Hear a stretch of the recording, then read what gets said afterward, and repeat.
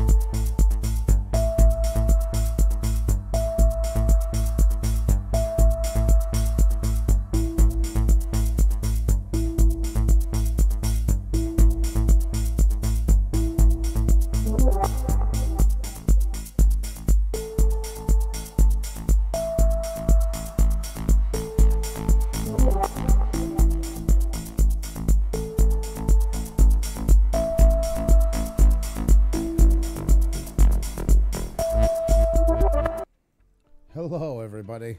Hi. And welcome, welcome, welcome. Great to have you all here. TGIF. It's Oh, yeah. Friday. Yes, yes, yes. Yeah. Yes, I agree. Oh my, it's been a long week, guys. I don't know how it felt for you, but for us, it definitely did. It 10 doesn't weeks even in one. feel like it's Friday, but it finally is. And Yep. again, it's Saturday in some places. I know you guys in Australia. And on the other side, down under, are watching us as well. It's weekend all together, and we're so glad it's finally here. I hope you guys are as well. It's time to relax, put your feet up, and that's what we're going to do today. Yes. That's what we usually do on Fridays, is chill out, and hope you could chill out with us too. Welcome, everybody. Yes. Welcome to our Friday live stream. Been already handing out some wrenches here, some new channels in. That's awesome, awesome, awesome to have you guys in here. Always such a pleasure. Food Forest Permaculture, what's going on? Nice to see you. Oh, it's a Canadian night tonight. We have Canadian guests. Great to have a fellow Canadian here in the chat. Welcoming Mama Crazy Curl, Yes. who just joining us as well and is a big fan of trains. That is amazing. Thank you so much for joining us for Yes. this stream, because yes, that's right. We're going to have a Toyman on playing with his set. Oh my God. I had to say that. The poor his channel, man. His channel name is Toyman. I had to say that. I'm sure. I hope that he's not gonna get insulted by it. But I think it's every adult's dream is to be able to do that. Something that is so passionate, but you know, as growing up, you want to be doing it. But then it's kind of like you're adult, you're not supposed to do it. But then when you can officially do it, and it's all is legit. You know, I think it's amazing. 2 hours later. No, I think lots of people are actually jealous of people who Yes. can actually play. I know it's a lot of work in it, but still play. You know, in their adulthood. I think it's amazing. You're too funny. I think it's amazing. Well, I don't know, guys, if you know that or not, but actually, we have been passionate about trains for a long time, Yes. and there's lots of Andrew has lots of. Real train footage that you can see in that iCard up, and I'm going to put some links as well that you can watch.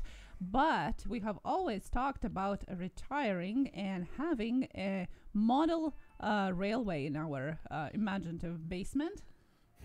I'm no part of this conversation. I checked out a while ago when you. And no, we have really actually talked that we would love to do that. I love all the building houses and little trees and all that. I would enjoy that immensely, and I know Andrew would love the train part as well. I've been always talking about that.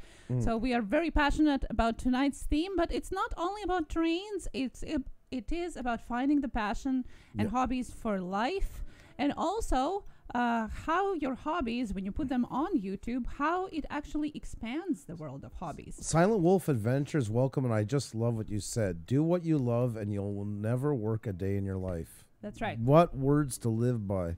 Very, very true. Yeah. Very, very true. Is Lunatic Dad back in? I just seen him at the end. Like, was he in for long, or because somebody just said hi to him here? Well, hello to Yeah, Lunatic Dad. I hope if he's you're feel- still here. Man, he's supposed to be recovering. I hope he's not pushing it too hard. I love him, but I don't want to. I don't want him back in the hospital. Is the whole thing? It's Well, if you're here, thank you so much for coming. Let's see here. Just will remind you guys to like and share if you can, and if you're new to our channel, please press that subscribe button is somewhere there in the corner. We would really appreciate that. We're nearing 3,400. Yes, I love helping channels. We do it all the time, and I'm at the point right now. I'm going to say it.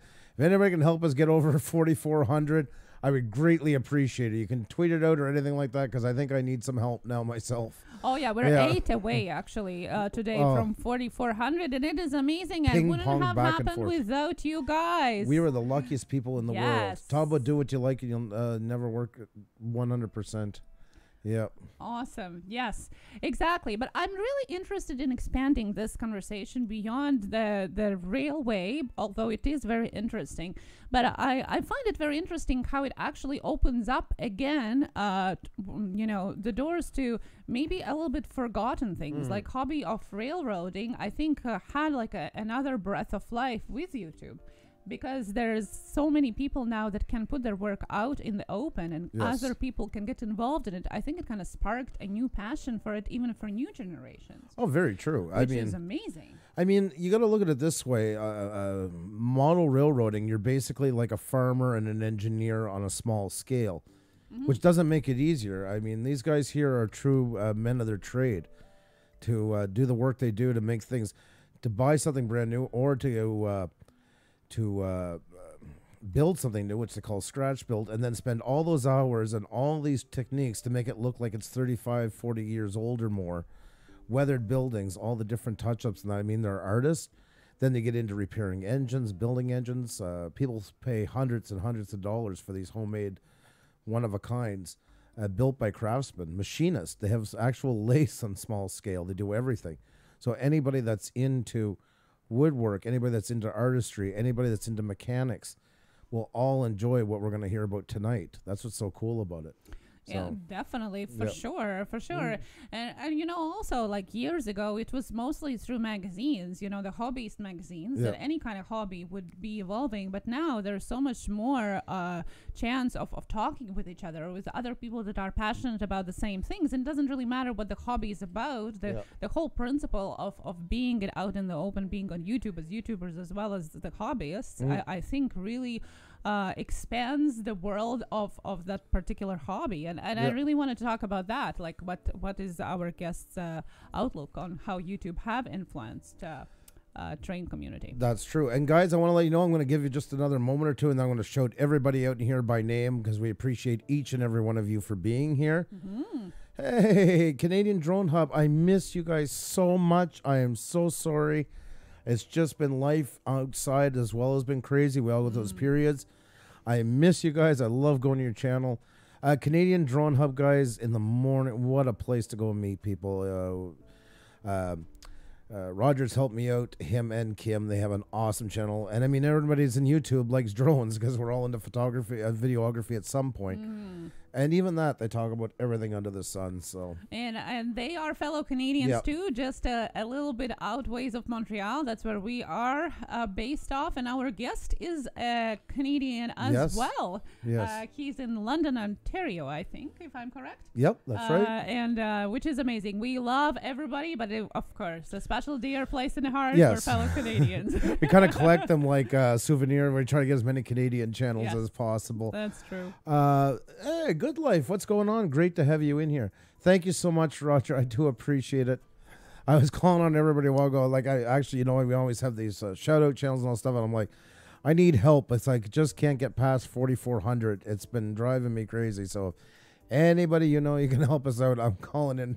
His CDO. Yes, exactly. Anybody can help Gary us said out. CDO. Already we got 2 more. We're now 7 away. Though you guys are absolutely awesome. You're amazing, Yeah. guys, as always. I'm saying it for this reason is because I always want to bust the myth that I always say the 1,000, 4,000 thing was kind of created. It's a bit like Valentine's Day at this point. It's like a bit of an artificial holiday because they've treated almost like then you've made it. But it's just the beginning, guys.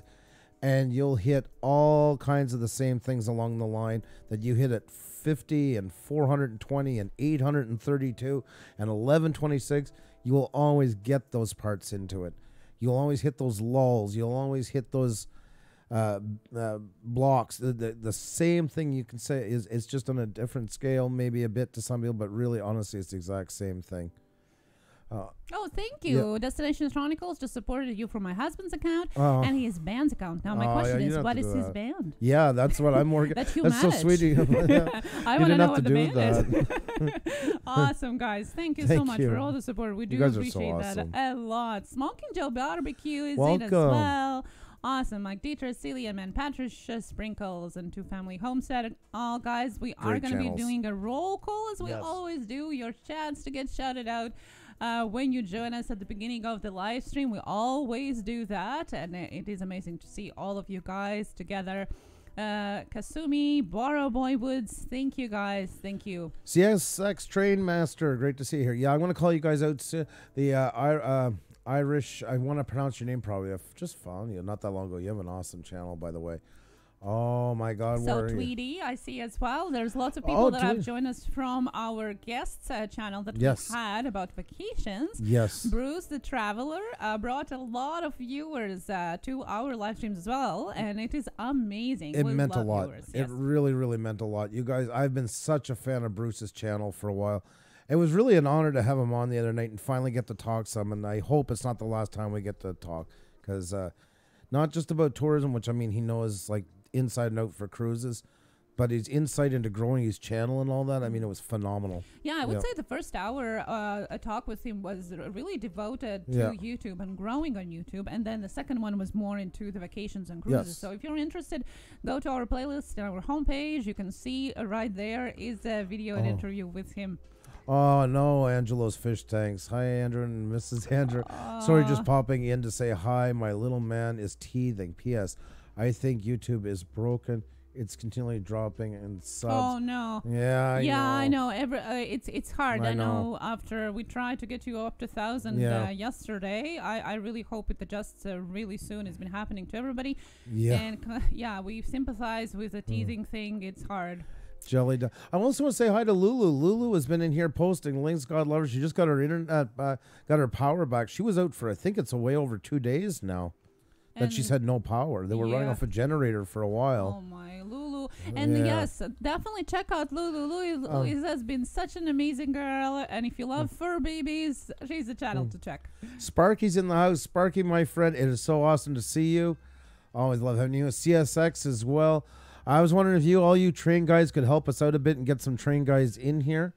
That would, if you can help us out that way, that'd be really awesome. I'd love having some more in. Message your friends, fellow hobbyists. If it's possible, that would really be awesome. Awesome. And like and share. And of course, if you're new to our channel, don't forget to subscribe and ring that bell so you know when we are next. By the way, we're here almost all the time from Sunday to Friday at 7 p.m. Eastern, with exception for Thursday at 1 p.m. We are here for your pleasure with our shows. So thank you so much for following us. What an awesome group of people. I'm just about to shout you out. I'm just moving some stuff around here, and then we're going to celebrate all of you guys. Asgard Studios is asking, remember the ice storm of 1998? Oh, yeah. Oh, yes. Very well. I wasn't part of it. My sister was. I'd actually just moved home from Montreal back to the Gaspé. And, that was a disaster. I helped. We had a bunch of firewood we all donated from our towns, and that sent up 2 train cars full of, trains, everything. Whenever there's something in need, trains are always there. And we sent up 2 train cars full of hardwood. Yeah. Yep. So. I wanted to address what is Lee saying. I really believe that very small percentage of YouTubers are actually pressing unsubscribe button as much as we want to believe so. If people are lazy. They are. And people, instead of unsubscribing, they just don't watch, which might be even worse, actually. But most of the time is YouTube recycling views, recycling the subscriptions, and adjusting and rechecking if it's bots or not. It's a very little percentage of people actually unsubscribing. Yes. It most times when some people unsubscribe from you, they got a beef with you. It takes a lot of work to go find you. And if somebody's sub for sub, let's face it, they're subbing, they're going, and they're so far on their way. They forget about you. Yeah, they're the least of their worries. They're off to the next place where they can drudge up anything. Yeah, but at the end, it is actually is worse if they just forget about you, because then it's an empty stub. Yeah. And then your ratio of views and retention kind of goes all skewed. All skewed, yeah. So we'd rather have active subscribers, and we lost and gained 4,000 the other day. So yep, that's right, 4,000 in one shot. We went from 4,351 to 494 in literally 3 seconds. Yeah. And 20 minutes later, we went back up again. So we know how it feels. Yeah, Sparky, was that 2448toyman on the pick for tonight? I call him Pops, so make sure to ask him about that. I definitely will. You got that. CSX Trainmaster has the CN run up there, most definitely. There's a huge yard here in Montreal, but we also get CSX as well. They pass through. I got them in some of my videos. I don't know if I've ever publicized the CSX ones. I got 135 gigs of trains that I still haven't gone through from last year. Yeah, you can watch Andrew's cinematic videos on trains on our special playlist about trains. There's some rare finds as well if you're interested in that. It is an iCard up above, and of course I put the link in the chat as well if you're interested to watch some of those afterwards. And if you're passionate for trains, check that out. Especially I like the Blade train. Yep, that's something that's something you don't see so often. It actually was a train that was carrying windmill parts. So that's something really interesting. On a short line, yeah. Yeah. Nero Trigger is in. Hello, hey, and Nero. Puberty. I like that you remind us about our puberty all the time. That's great. Right. Back to fonder times. Yeah. I'm actually just running a little bit of our train footage here. That's from that one that Xenia was just talking about. Mm-hmm. Yeah, we as a family go train watching a lot of times. We go plane watching, and then sometimes when we get fed up with plane watching, then we go train watching and then go in the circles from one to another. It's just interesting. It's just something very mesmerizing. I love this shot. Are you sharing this? Yeah. I love that shot. So beautiful. This is in Gaspé region. It's in east north Canada. Beautiful footage, but all done by Andrew. All cinematic videos here are created by Andrew. Lee Billingham. Next gen railroaders. Hello. Welcome. Nice to have you here. Awesome. Trains. That's right. Dirty D's, Hazy Days. Hello. Hey. Just about to hit 1.7K. Well, congratulations. Nice. I'm sure in the time that it took me to say that, you already got that one. Yep. That is awesome. Yes, it is wind turbine things. Yeah. Cool. Trains, I like trains. Sorry I have to miss. I've been working the past few years on the light rail project here in Ottawa. Oh, that's awesome, Angelo's Fish Tanks. Very cool. There's so many creators around your area, yes. Angelo.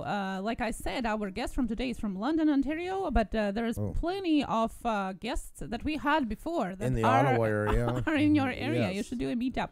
Definitely. I just wanted to say thanks. I've been following you for a long time now. You've helped me to make it where I am. I'm hoping to hit my 1,000. Well, that's absolutely awesome, NYZ. That's amazing. That's very awesome. Congratulations. That is really cool. By the way, talking about YouTuber meetups, there is one planning on, I think it's on 21st of December in New York City from 9 to 11 a.m. So check that out. If you're in the area, hit me up if you need more information. I will pass it over to you. That's just a little local get-together, but it's always good to see YouTubers in real life. Good to connect. NYZ Outdoors is 13 away. Ooh. Wow. That's awesome. Josh Myers United. Hello. What's going on? Nice to see you. Have we ever had anyone from Mississauga or Toronto? Well, we have a lot of that we know. One of them is a Joey that lives in near Toronto, which is amazing creator. You got to check it out if you haven't yet. A Joey.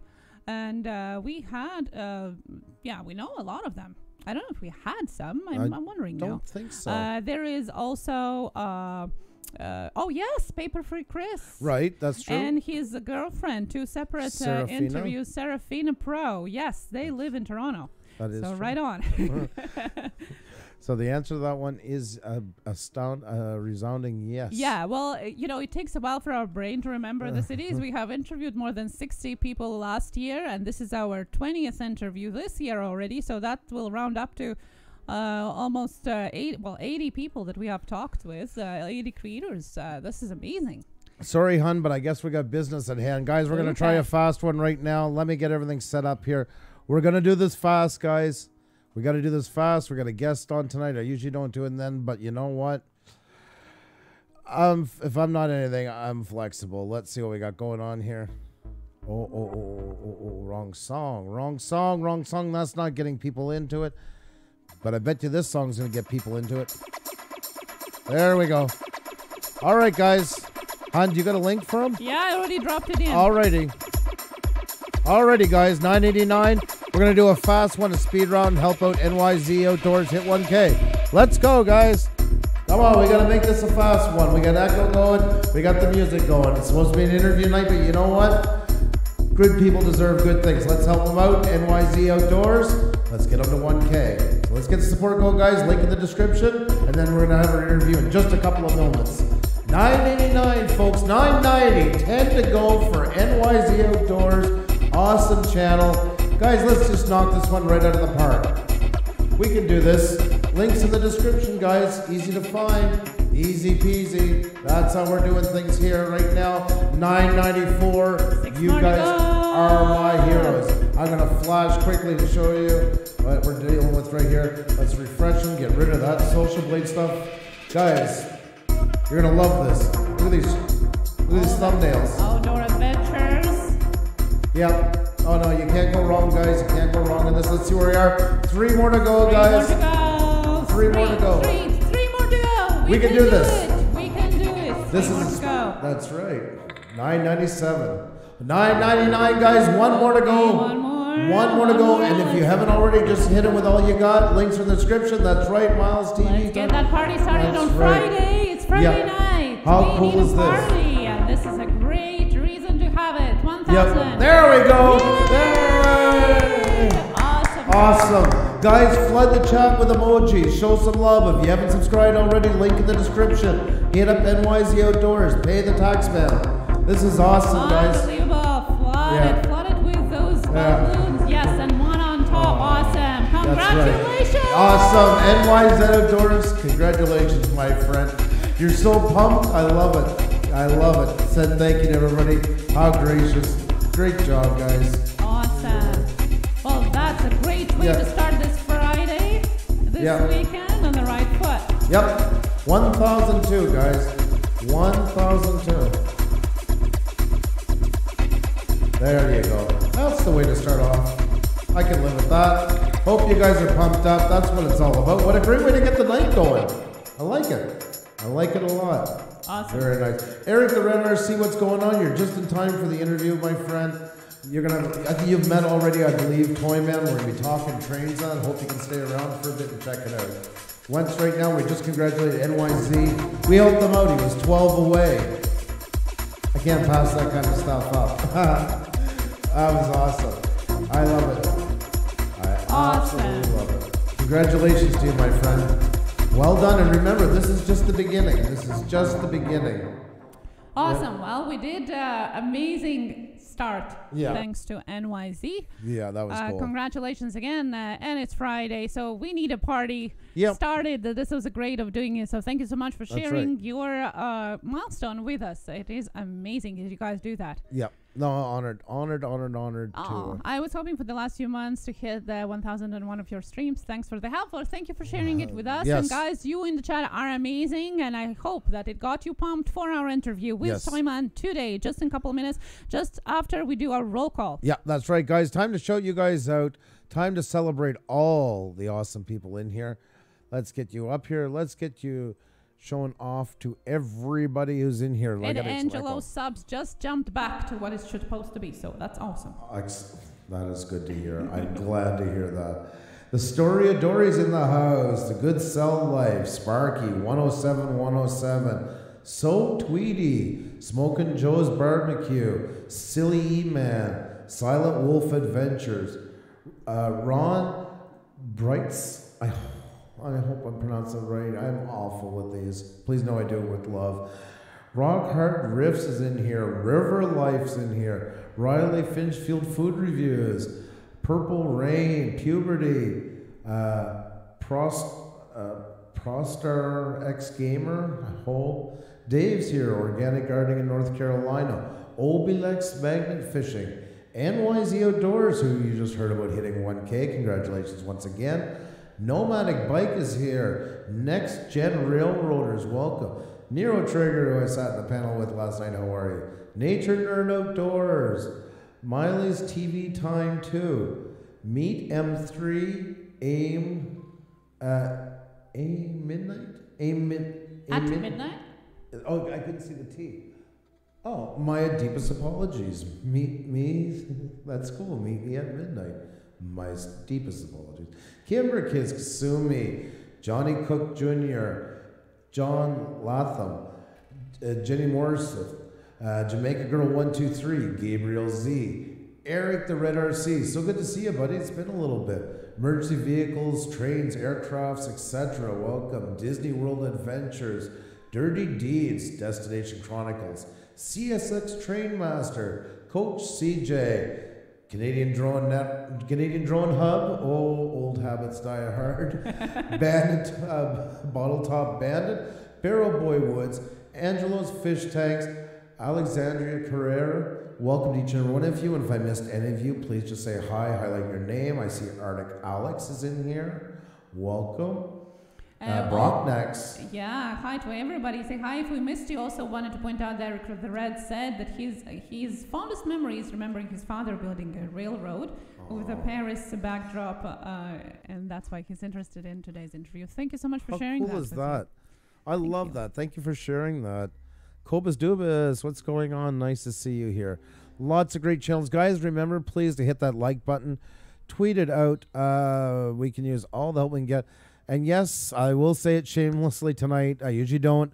We've been having one heck of a time trying to get over 4,400. So if you have any friends you think might like what we're doing, you want to invite them along, they haven't met us, I promise to treat them with kid gloves and make the time. Subscribe button right there. Yes. And I just wanted to say hi to everybody that is listening to us on their headphones tonight. Say hello in the chat if you can, and if you can't, that's okay too. We just hope that you have a great Friday night or Saturday morning with us. Most definitely, most definitely. You guys are awesome. What a great time, guys. We're looking so forward to our guests. We're going to bring them on in just a second, so I hope you guys are ready. I just wanted to say that during the interview, please don't ask for subs. Let's respect our guests. Yes. It is an interview night. You can still support each other behind the scenes, but please, please don't do that because I will have to time you out otherwise. Thank you. That's right. Thank you so much. Awesome, guys. Don't forget to like and subscribe, and of course share, especially if you are a train enthusiast. Share with your friends, with your group of train hobbyists and enthusiasts. And if you have any hobby that you're passionate for life, this is exactly the place to be, because we are going to be talking about all of that and being on YouTube as a hobbyist as well, not only a train hobbyist but hobbyist in general. It's going to be amazing Friday chill out interview or chat. We don't really like calling it an interview. More of a chit chat, informal chit chat, and we always have our Fridays as a sit back and put your feet up, get your coffee ready or whatever drink of your choice, and just relax after a long week. Yes. That's what Most we are looking definitely. forward into our live stream. 64 people watching, 48 likes, so don't forget to press that like button if you haven't yet. Yes. Just a reminder for you, we always appreciate someone reminds us that. Just a moment, and we are gonna be back right on with you.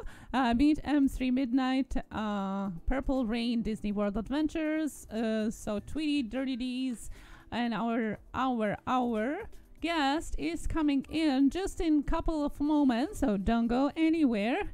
And we're so excited to talk with Train Man. I wonder if I can just drop the 2448 and just call him Toyman. I think he's pretty easy to get along with. I still want to know what the numbers mean, but yeah. He seems pretty easy to get along with. So He does, so. I am sure he will not mind. Sweet and Savory ASMR, hello and welcome tonight. River Life, Next Generational Railroaders, awesome. Blue Phoenix Productions, hello. Hope everybody's well today as well. Good to see you guys. And I just wanted to remind you again that we are very passionate about trains. We are very happy to have our Toyman today. Yep. And just dropping you a link of Andrew's cinematic trains if you haven't watched them. And guys, maybe you're surprised that we have cinematic videos. We have plenty of them. Just look in our homepage. All right, I guess it's time to bring on our guest. What do you think? Okay, I think it's time. All right, Ron, how are you? Nice to see you. How are you tonight? Oh, I'm good. Everything good? That's great. That's great. Let's see here. Let's get you set up. And oh, we just can't see you. Hang on. Okay, doke. You are live, sir. You are live. And Julie's Miracle School just entered as well. Hello. Can't see myself yet. Wow. Can't see myself yet. This is different. Yeah, you can't get your camera to work now? Is it working? No, we can't see you. You can't see me. Hang on. You probably have the camera shut off in the bottom. Oh, wow. Really? Yeah, look at down at the bottom left-hand side. There's mic, and then there's the video. And it's probably you just got to click on the camera, I'm guessing. Really? And you got to pause. Yeah, you got to pause YouTube our YouTube feed because we can hear ourselves echoing. You're going to be able to see us. Okay. Yeah. Just saying hi to everybody in the chat. Redbird Tony 2010. Hello, hello. Everybody says hi to our All right, guest. just hang on. I'm working on it. How's that? Wait 1 second. No, we don't see you. We got no feed yet. I hate computers. Can we Here. play a video? While we do that? Yeah, I'm gonna mute you for a second, and Okay. we'll keep an eye out to see if you come up. Okay. All right, sounds good. Okay. Just bear with us with a little Can't bit get this figured of out. technical difficulties here with the video, but that's okay. Everybody has that sometimes, Yes. and that's completely fine. Don't go anywhere. We're just trying to get the video feed from Yeah. our Toyman, the guest for tonight. Guys, how about your hobbies? What hobbies do you have in life? Is there something that you're extra passionate about, or maybe you always wanted to do, Hey, we but got the really camera got going? your hand onto? Drop that in the chat. What is it that you are Wow, passionate really? about? Yeah, no, we don't see you. Sorry. Gaffa Haynes, hello. I'm sorry. I'm working on it. Just hang on. Julie's Smoking Joe's Barbecue, yes. Rock Car Drifts, hello, hello, hello. Learn guitar, yeah. Fishing and YouTube, Mike Dietrich says, awesome. Fishing, yes, lots of that on the YouTube as well. My biggest hobby is watching Pusa Studios. Camaro Time says, hey, Camaro Time. Hey, how are you? Great to see you. Rock Hard Drift says, learn rock guitar here. That's awesome. Did you welcome Gaffa Haynes yet? Yes. Train channel? Great to have you in here. Swords, Marital Arts, and Electronics. I don't even have to look who's it from because, of course, it's Narrow Trigger with words. Awesome. Selfies of Swords and Narrow Trigger. Hashtag Blue Ranch Group if you want to check that out. It's awesome. JC No Limit TV is in. Awesome to see you. We are trying to get his video feed on. Well, we have a question out to the chat is what is your hobby? Or maybe there's a hobby that you would like to start and haven't done that yet. Silver Shadow says trains are awesome. I need to say this so he can hear. There we go. Okay, we got a feed. We got a feed, so We got it? in. Yeah, we're going to bring you on in just a second. You're already live. They can hear you, but I'm just going to bring you up. So just bear with Awesome. me for a sec. And there's our guest, guys. We got Toyman on. All right. How are you? Awesome. Oh, it's so nice. And yes, I agree, Sparky. I love seeing the train community here tonight. That means so much. Thank you all for coming. How are you doing tonight, my friend? I'm doing good, and everybody there? Let's just make sure I got the volumes up. I'm just going to do a quick check. Yep, we're good, I think. So All right, good. this has been a long time coming. We were going to do Oh, this yeah, last I spring. know. It's like when you first asked me, I'm thinking, how's this going to work? And when I found out you're in Quebec, I'm like, Well, I ain't driving to Quebec. Well, that was our first option, but this one works as well. So you never know. Well, you know, that computer to computer, I thought, well, all right. Well, I'm not too tech savvy on the computer yet. I'm still learning, right? Well, that's where it all starts. Everybody learns. You were, you know, so you're doing fine. We got you on. We can see you. We can hear you. So everything is check. I wonder if he has a light that would be more in the front of him. Yeah. Do you have a bit of a light so we can see you a little bit better? You're kind of shadowed. How's that? Well, hang on. If you have a light, maybe they could switch on and it is in front of Yeah. you. Yeah. Yay! Look at that. Better? Yeah, Yes. that's perfect. This is perfect. Right. We can hear you well. So I'm doing this. I really can't see myself I'll tell you, you look sexy. How's that? But you can on see my us right monitor. here. Yeah, you won't see you. You can watch it, but you got to mute the video on YouTube, or otherwise it's gonna get. It's like, you know, when you call into a radio station, if you leave your radio on, it's the exact it's the exact same thing. So Okay. and then you'll get the echo all the time. But you're coming in great, sound great, looking great. That's perfect. Oh, that's good. So what's new with you? What's going on in your life? Oh, not much. Just you know, working away, playing away, getting ready for Christmas and everything. That's well. Hey, everybody's in that deal right now. You know, it's, I got to get outside and get the Christmas decorations up. My granddaughter, who's 8 years old, she's been like, Papa, when are you going to get the Christmas decorations up? You said you're going to do it last weekend. Oh. Well, guess what? It's raining, and I'm not going out in the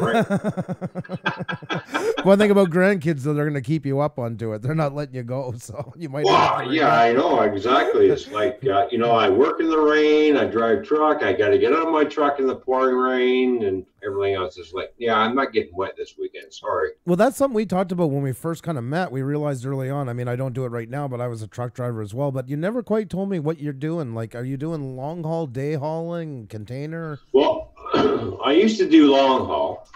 I did that for about 5.5 years. I did a lot of Chicago, Right. and a lot of Wisconsin and stuff, and St. Paul's, Minnesota, and then of course down into Kentucky and stuff like that. I didn't go too far. I was only gone maybe 2 or 3 nights from home, and then you know, so right now, basically, I'm out at the Cami plant just shunting trailers. I've been doing that for the last 18 years. 18 years of shunting. Wow, that's a long time.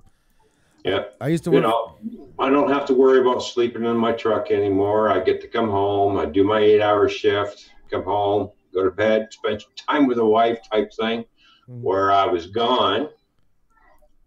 And the wife would miss me. And of course, back then we had 2-way radios. Right. And we always keep in contact with each other, even when I was over on the road, and we had Canada and U.S. wide coverage. Wow.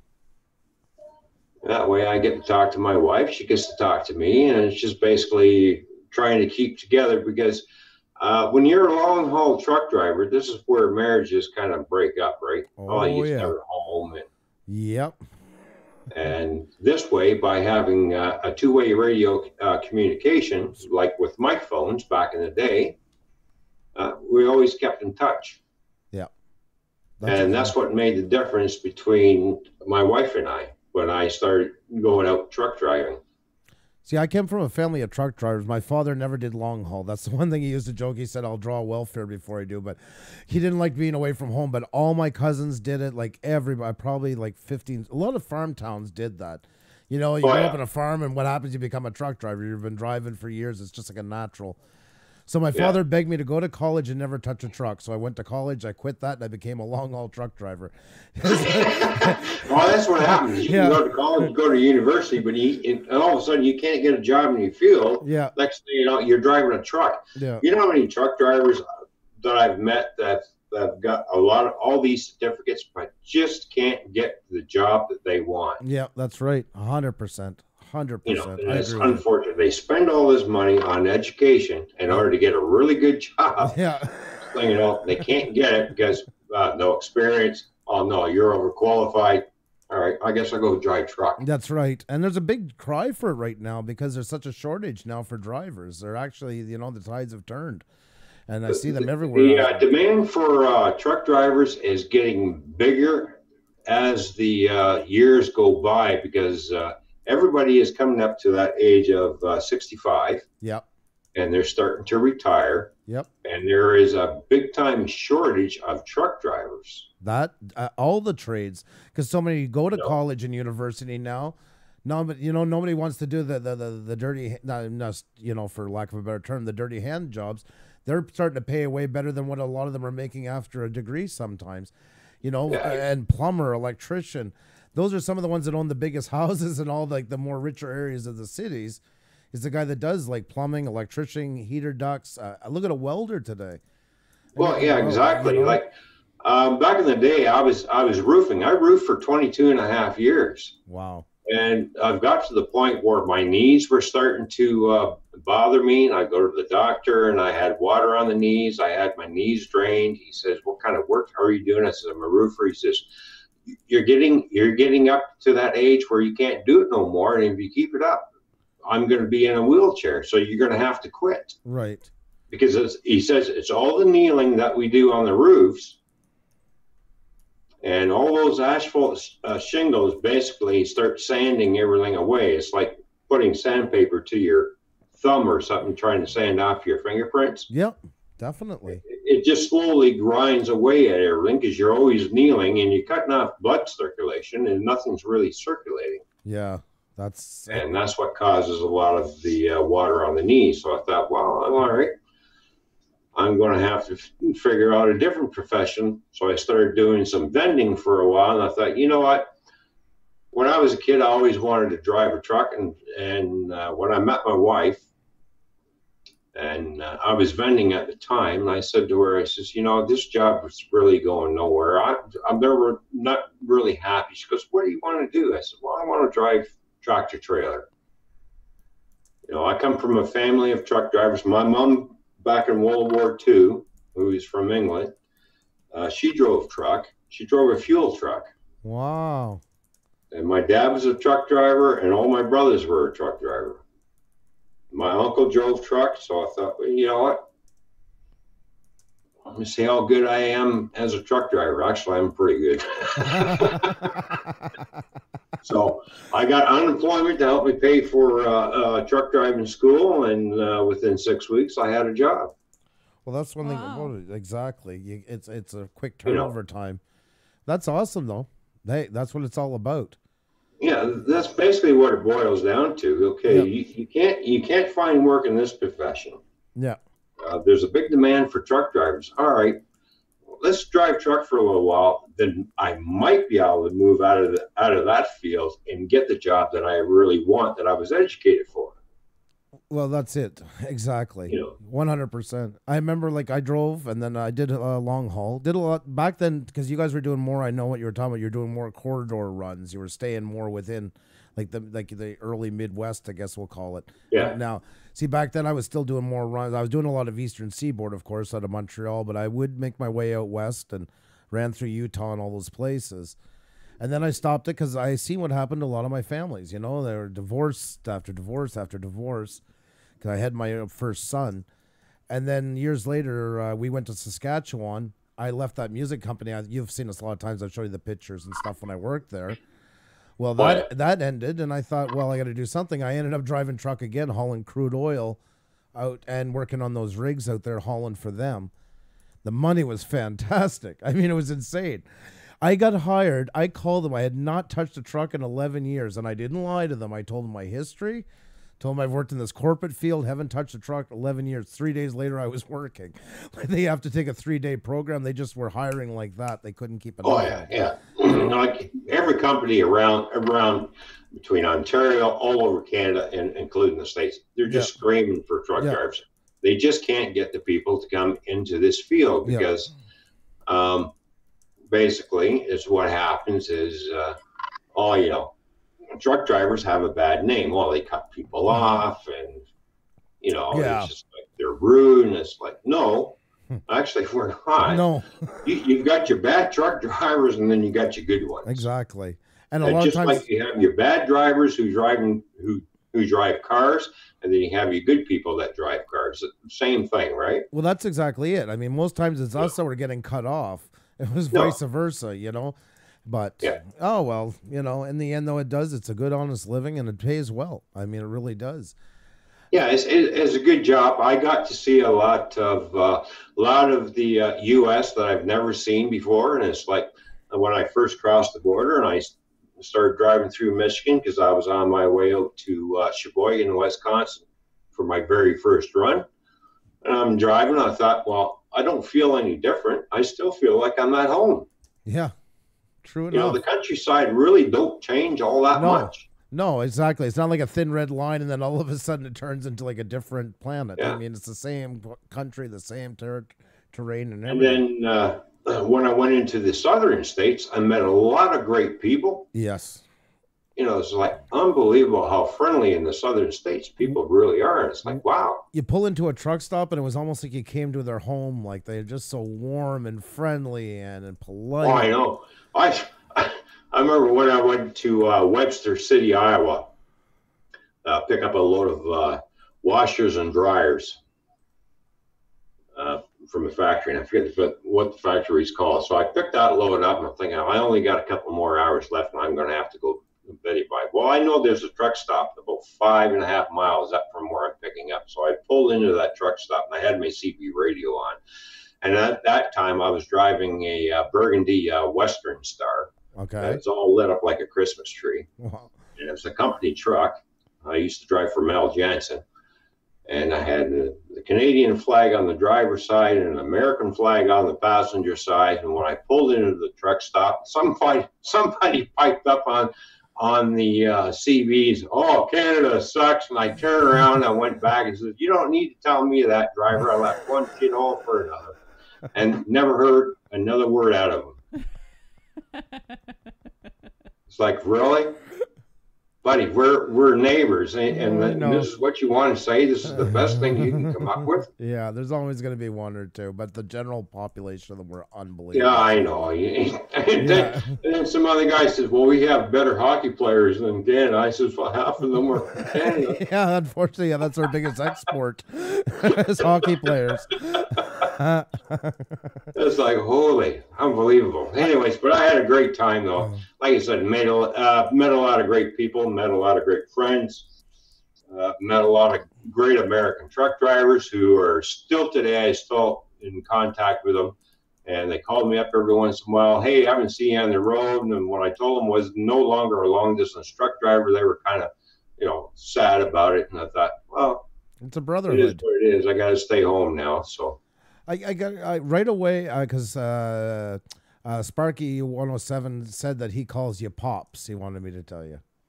Yeah, I figured. Yeah, I was already watching a little bit, and when he popped that up, and I thought, really? Oh, I'm going to smack you when I see you. He calls me Pops, and here's why he calls me Pops. Oh, really? I'm going to tell you a little story. When I started my YouTube channel, he came on, he subscribed, I subscribed back to him. Then he started asking me questions about decoder installs and everything else and how much I did it. So I gave him a price. Next thing you know, he's at my door bringing me these locomotives. Wow. To do for him. So I'm putting decoders and speakers and upgrading the lights and upgrading the couplers for him and everything. Give it back to him. After he's tested it, everything is working fine. He gets it home and starts pushing buttons like crazy and messes it up. He calls me up and says, my one dish light's not working. The first thing comes out of my mouth, what did you do?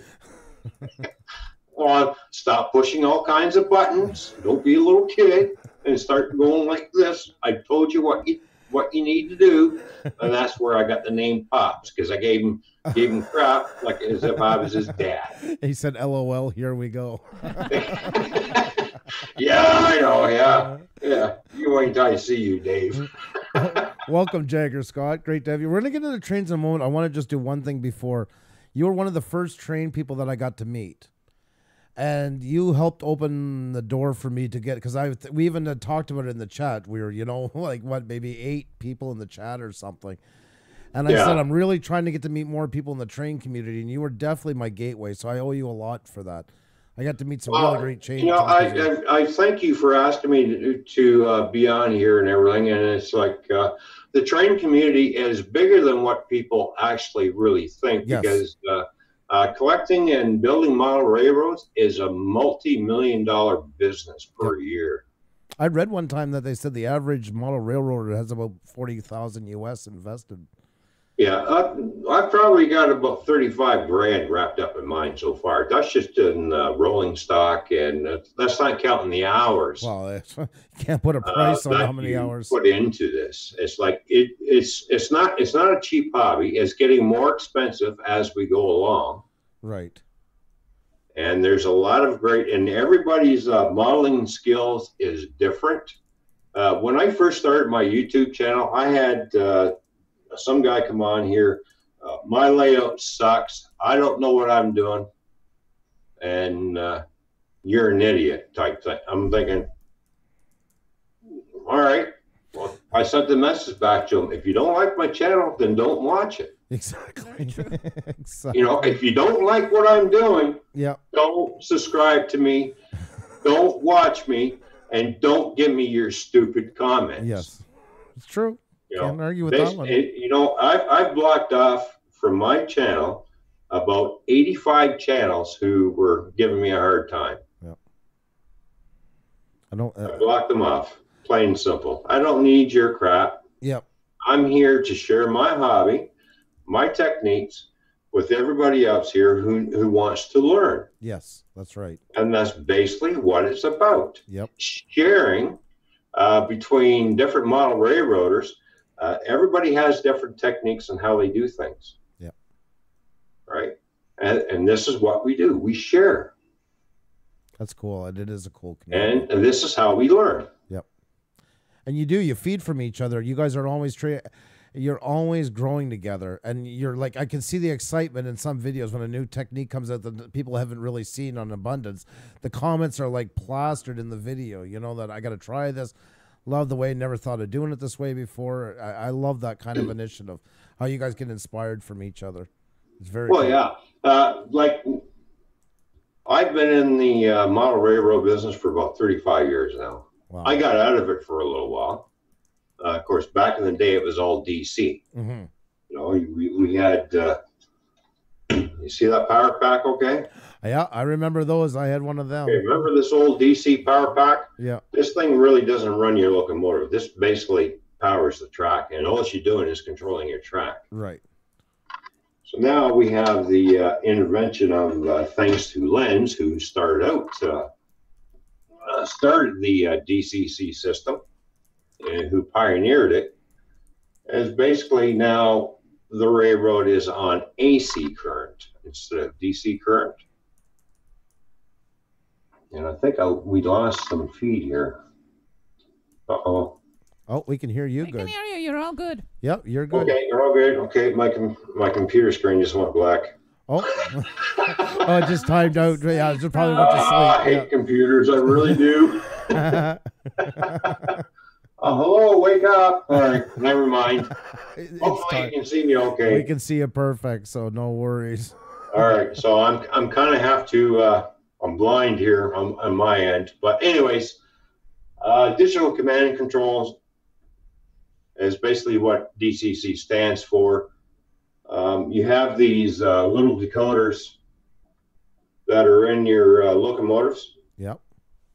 Okay. Basically, is what these do. You give these an address. So basically, when you give them an address, you use the number on the side of your locomotive to give it an address. Right. And then you've got speakers to it. This is a sound decoder that I pulled out of an old locomotive.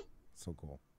And replaced it with an ESU lock sound, which sounds a lot better than what this does. But anyways, basically, when you give all your locos an address, everything is sitting on AC power. So everything is up on your layout and on the track. So when you punch in the loco number on your throttle, then you get to move it. Right. But every other decoder and a locomotive that's on the track is not moving. You can move one. So basically, I can run 3 or 4 different trains on the same track and stopped them all independently, all because of this little decoder. That's cool.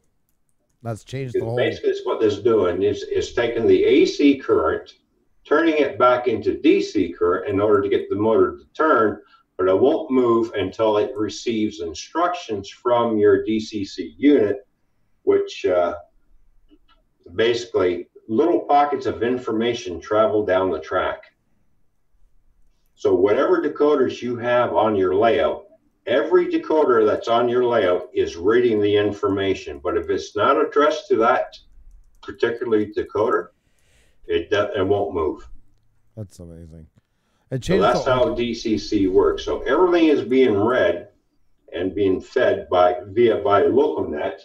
You have to have a LocalNet, and all these pockets of information are actually traveling down the track, and the locomotives are picking up and reading it.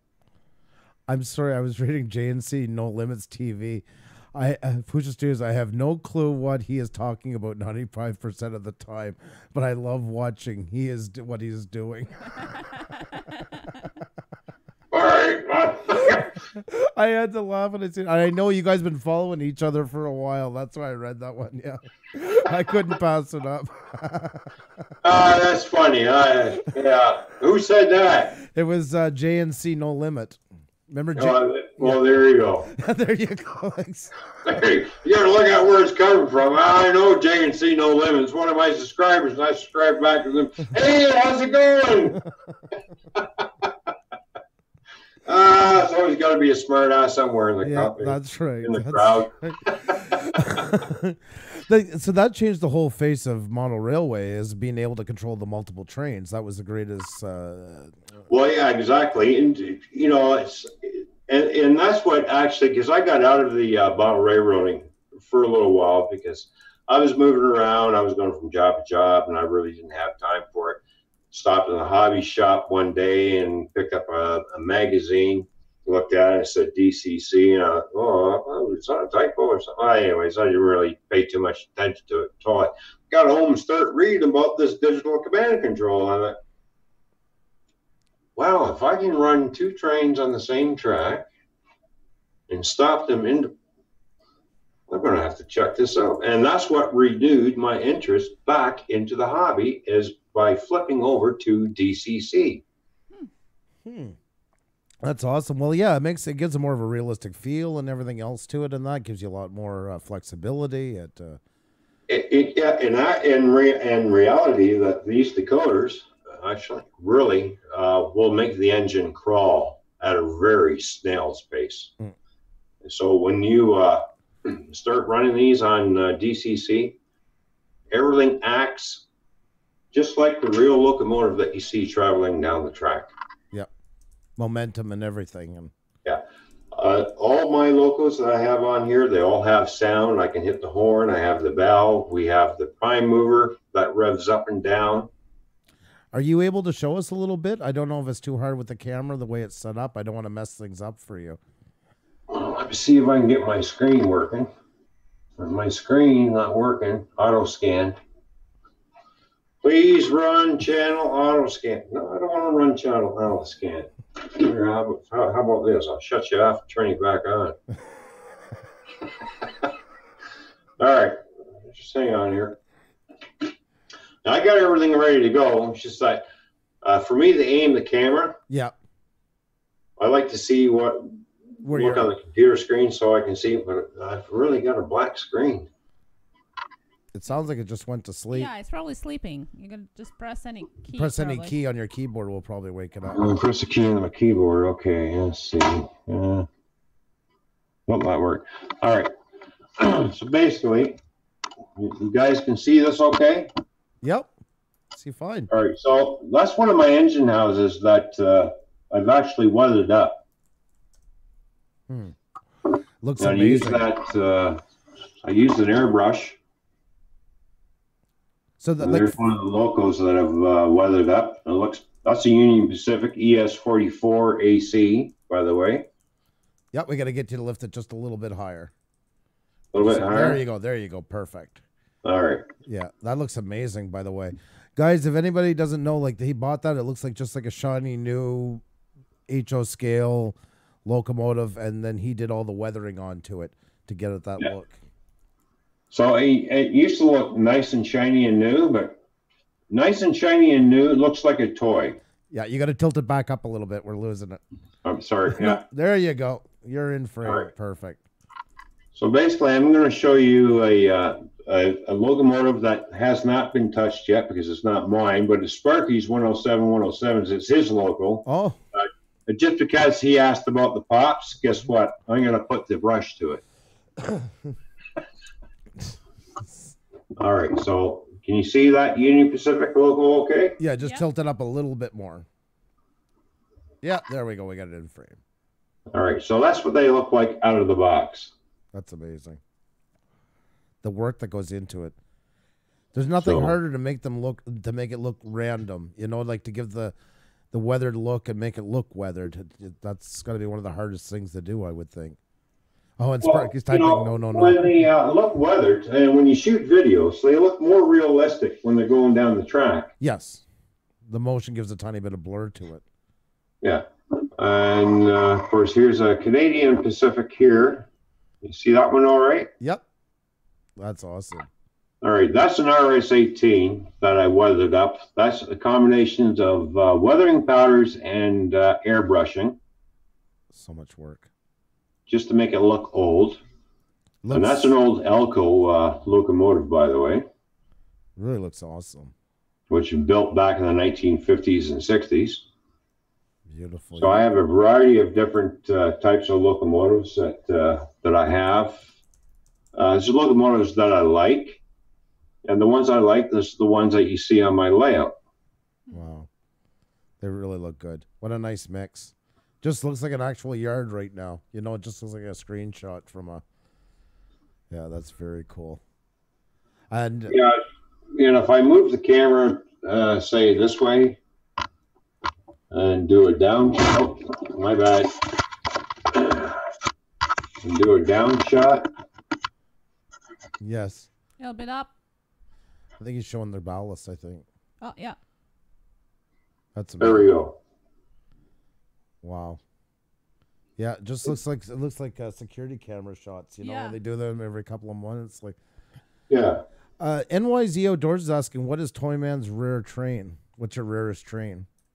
My rarest train that I have on the layout is basically it's an RS3 CN locomotive, and it's olive green. The original paint scheme of CN is olive green, by the way, before they went to black, red, and white. Wow, I didn't even know that. Yeah, and I have a few Canadian Pacific trains in their original colors. Before they went to the red and basically what we call the Pac-Man scheme, because it looks like a Pac-Man at the back of the end. Oh my. Remember the old Pac-Man games? Yeah.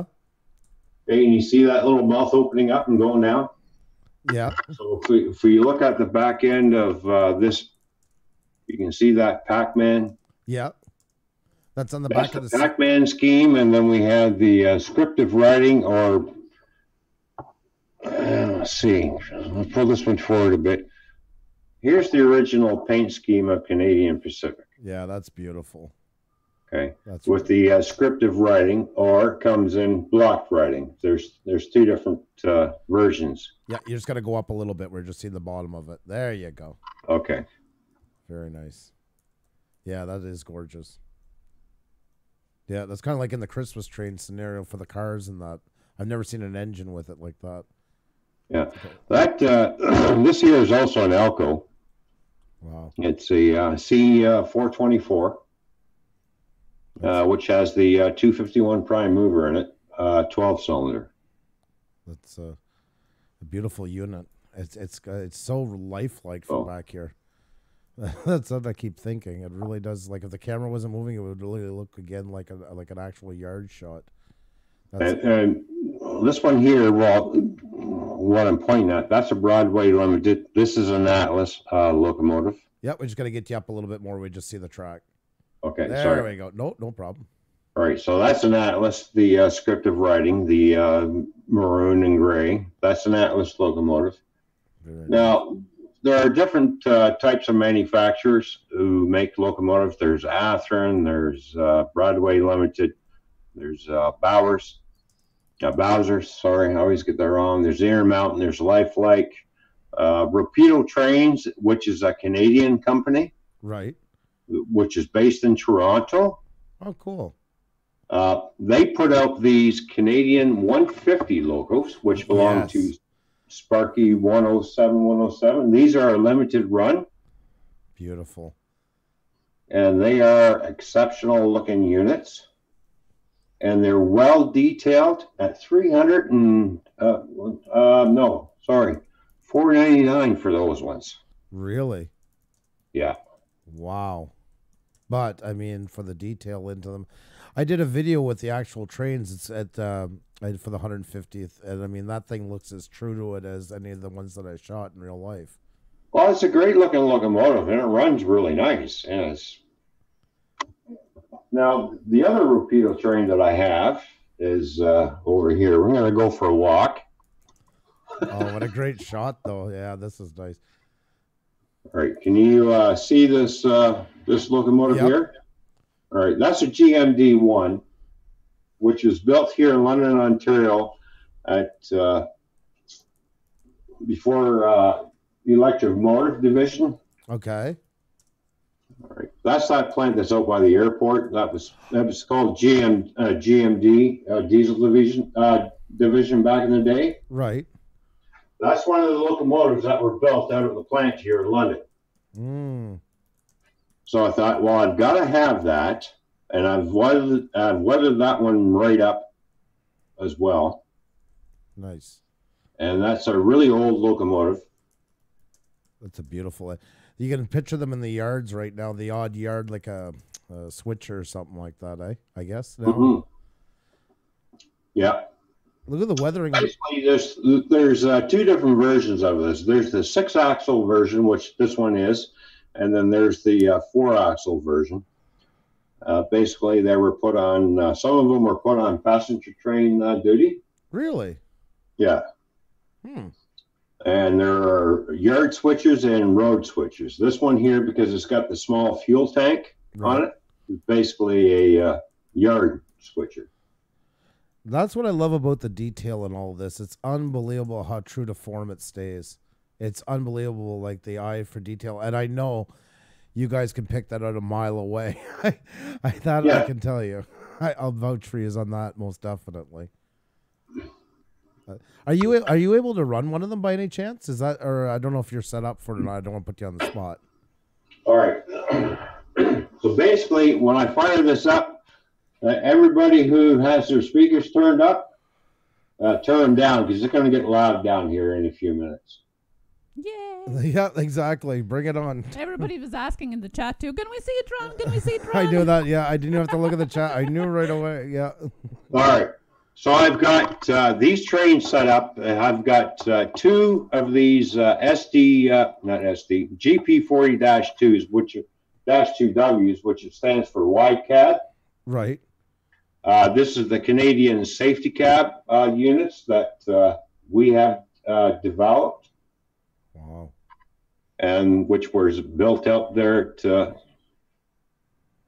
out by the airport. And then, of course, we have two scale trains, ES44 Tier 4s. That's nice. Wow.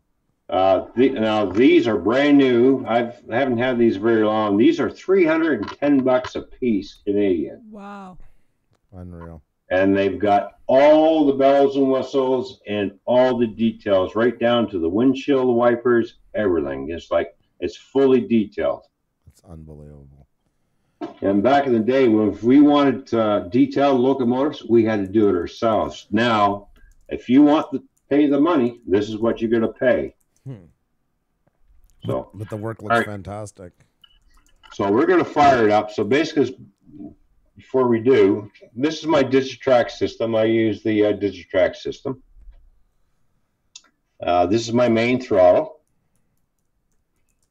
And now we have a couple of boosters. This one here is the, let me know if you can't see anything. Sure, you're doing great. All right, so basically this here is the booster and command station. It's like a little computer. Right. that talks to everything that's on the layout. This little gizmo right here is my Wi-Fi. It produces its own Wi-Fi signal, so I can use my cell phone as a throttle. So cool. Not bad for under $100. When you want to turn your system into a wireless system, Yep. that's what you do. Now, the other one here is just basically a booster. That powers what's in the laundry room. So I have basically 2 different power districts. So if a train derails, it's only going to shut down half of my layout. So amazing. So much So- work. So intricate.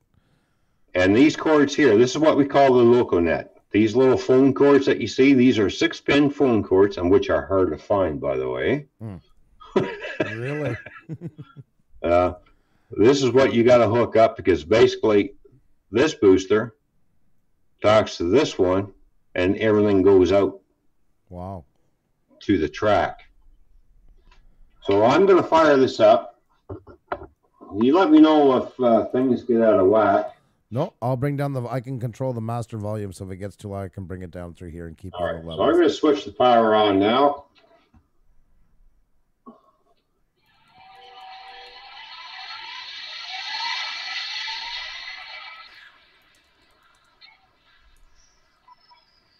And now I just have to figure out what locals are on what throttle. And we have to hit the power button one more time, apparently. So realistic. Yeah, Hearing all it's the crazy. generators. There we go.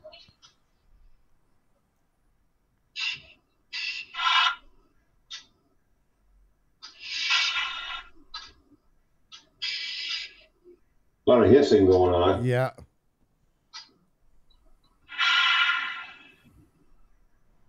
So cool. Doodles by Dojo. I agree, Mukbang. It is cool. Yeah. All aboard. That's right, Andy. Everybody's so impatient. Yeah, It's exactly. like, oh. Yeah. You got them by them the seat of their chair. All right. Working on technical difficulties. I had everything all set and ready to go, but something's going on. Hang on. That's always Sometimes the ditch track system is a little finicky. Technetic Beat said tell him to pull the cord. Hit the horn, please.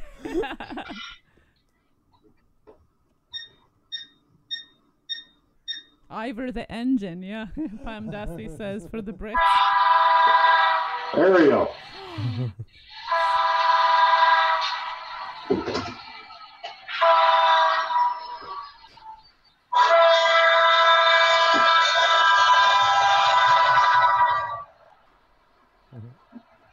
All right, so we're going to fire up the 2 Tier 4 locomotives here. That is so. Everybody's excited in the chat. Awesome. It looks great. I look at the truck just a little bit off. I know. Everything is just a little bit off to make it realistic like that. The weathering on the... You can see, guys, the weathering in the parking lot where the truck is. You know, everything's made to look like it's been worn down. Nothing looks new and shiny.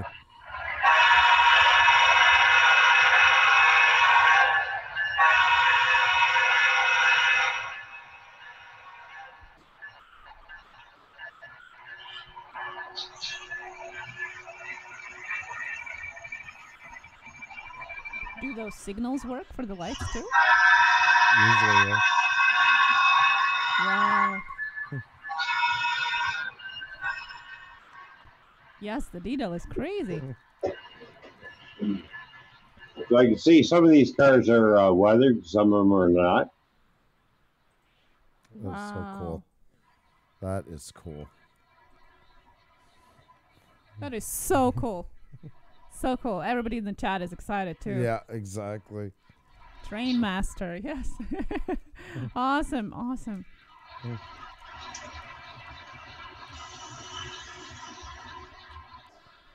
Yeah, extremely realistic. You're so right, Technetic. It looks very realistic.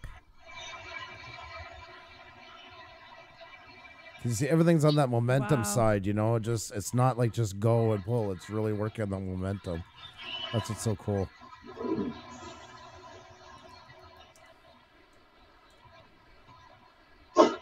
So basically, the size of the trains I can run in my layout is anywhere from 25 to 35 cars. If I go any longer than that, because of my grades, it kind of puts a lot of stress on everything. That's what's so amazing. I mean, just like in real life, you know, like your weight restrictions with the grade and everything, and that's so cool. Look at that shot as it going out. I move the camera around. I'm sorry. You guys are all gonna go for a walk every once in a while. That's okay. We're along with you for the ride. We're gonna put that. How's that looking? That looks great. That's a great shot. Oh, look at that.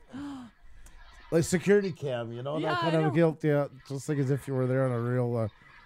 Then we're gonna blast the horn.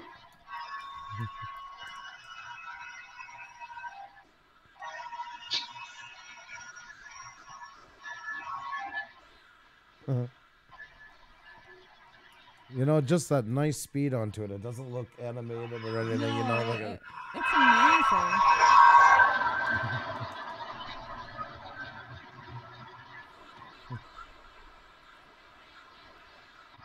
So I run this at around 35 speed steps, which is about 30 mile an hour scale speed. very cool. So this train is actually driving 30 mile an hour. Yeah, that's cool. Because you're on HO one, it's 187th, right? Everything is one. Yep, 187 scale HO. And that's the standard scale, guys, for model railways. But there are lots of other ones: N scale, Z scale. Z scale, you can build a whole model railway basically in a suitcase. Now I can give you guys a night shot of. I've got street lights lit already. Oh yeah, that would be awesome. Yes, please. So I can do a night shot down the street.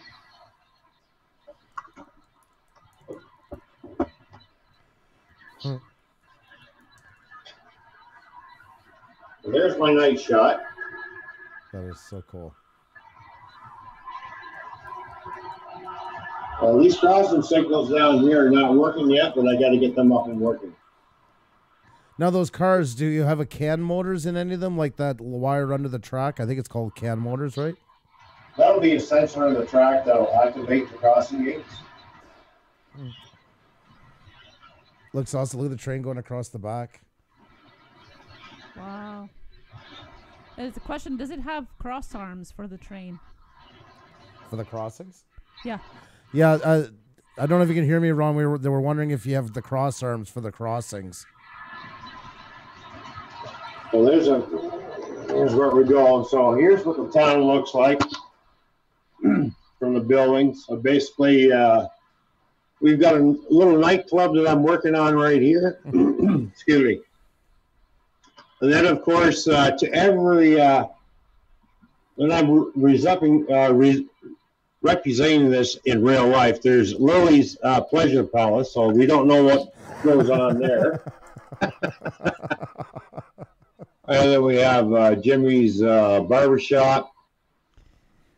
And then we have a nice little Italian restaurant. 1,500 for Toyman, by the way. Then we have some vacant buildings, and then we have a pizza joint. Oh, Ron, we just got a message from Mukbang Sisters. You just hit 1,500. Congratulations. Wow, really? I was kind of hoping for 1,500 by the end of the year. That was my goal. I thought, wow, right on. 1,500, right on. That is awesome. Congratulations. Well done. And then we have the Belvedere Hotel, which has a pool hall in the bottom and a bar, right? And there's somebody talking to some lovely lady.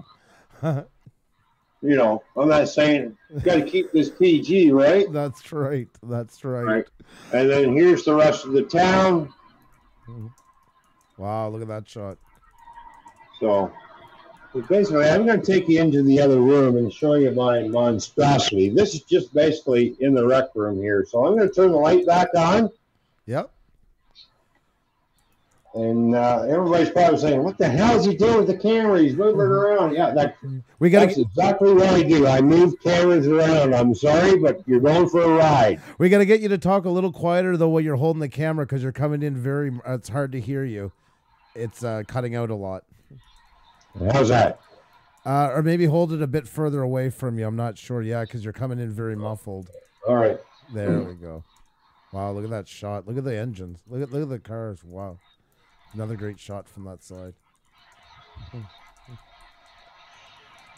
Here, I'll just shut the power down because this is awesome. Can hear you very good now. Yeah.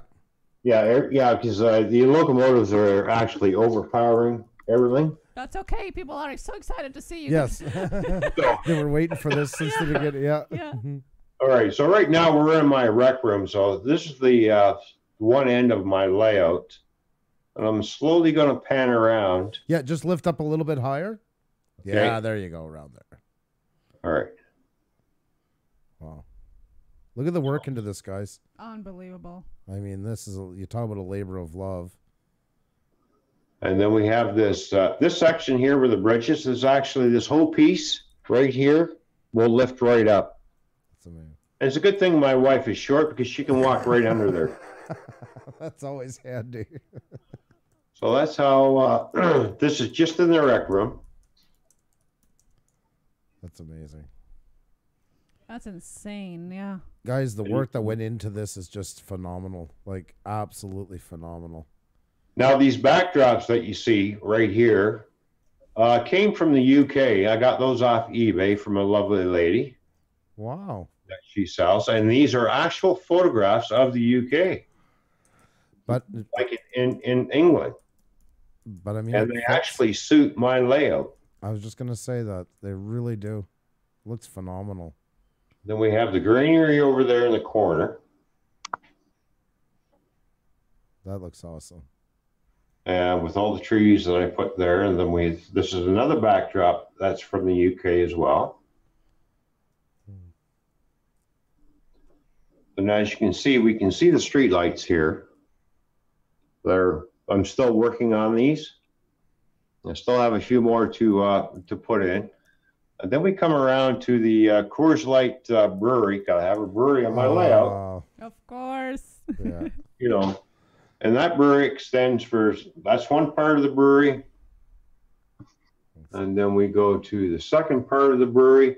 And what do we need next to the brewery? Is a Jack Daniel's distillery. God, that's the happiest place in town. That great part. Combination. Yes. So there you go.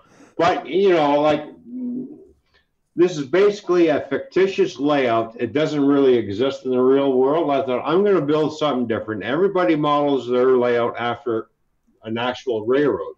Right. So I thought I'm going to be different for a change. There's a term for that, right? When you don't build it to an exact town, there's a name for it. It's called a freelance Yes. railroad, basically.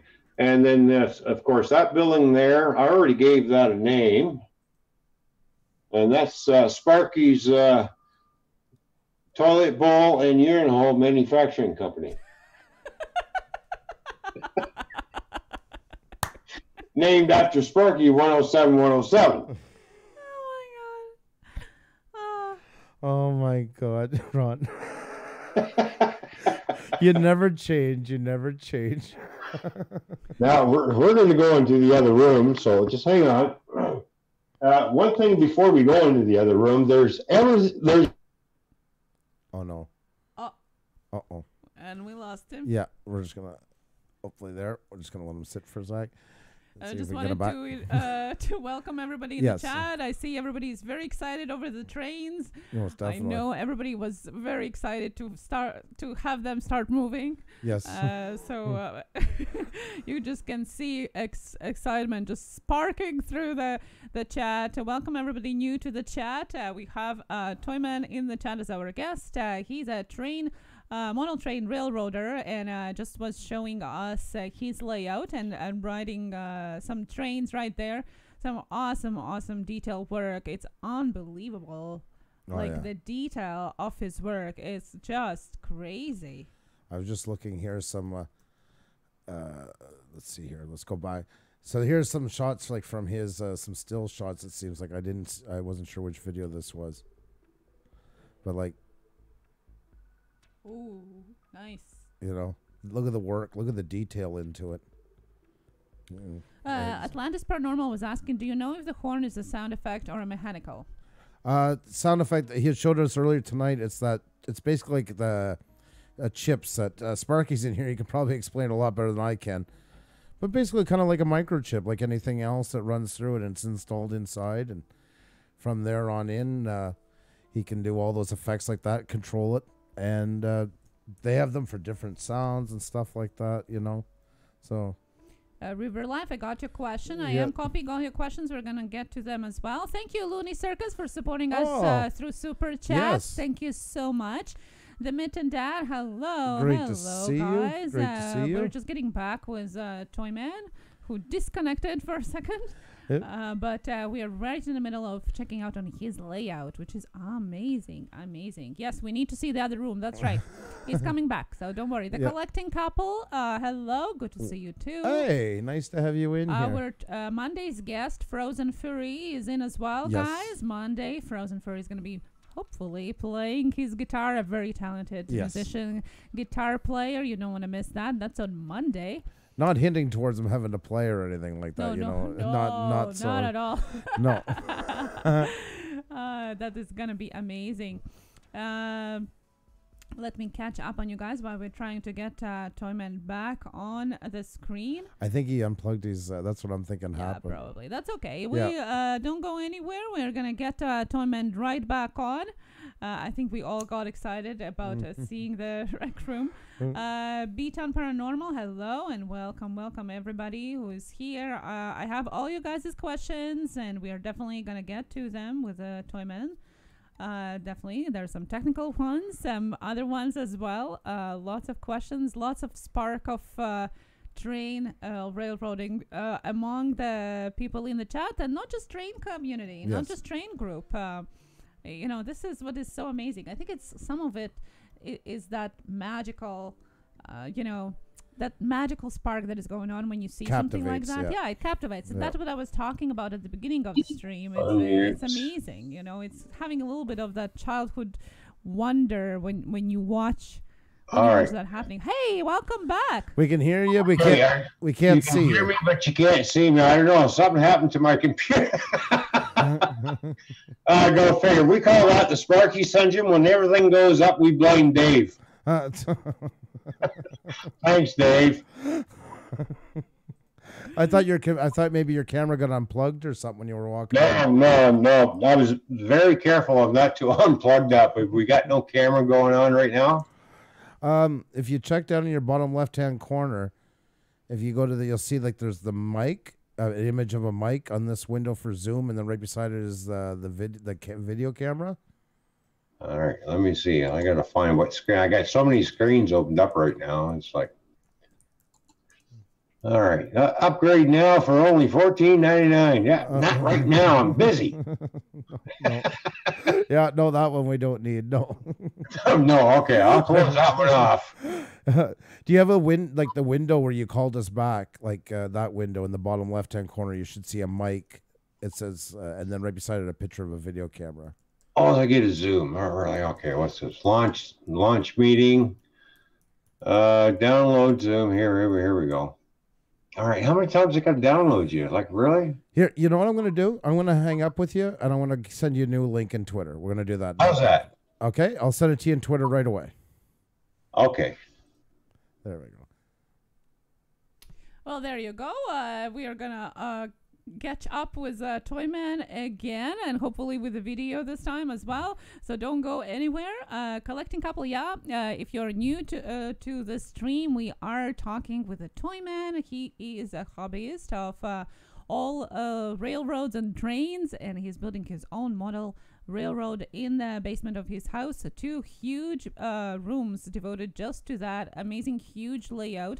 all of the trains of HO scale. It was he was saying. Yep, that's right. Which is Yeah. the most common scale in model railways. Exactly, and what is neat about his layout, I think, is that most of the time, train people are recreating exactly one-to-one the real world, and his is kind of in part of his dream creation, which is a different take on the railroading hobby. Okay, There Hi, we we go. can see you now again. We Welcome got you back. Welcome back. All right.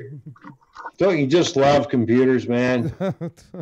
It's totally hell. Like, really? Oh, we're gonna get you away from your mic a bit. You're really coming in really distorted. Yeah, I know your mic's super sensitive. I think. So that's apologize for those on the headphones. what- Yeah, Sorry. No, yeah, we gotta keep you Hey.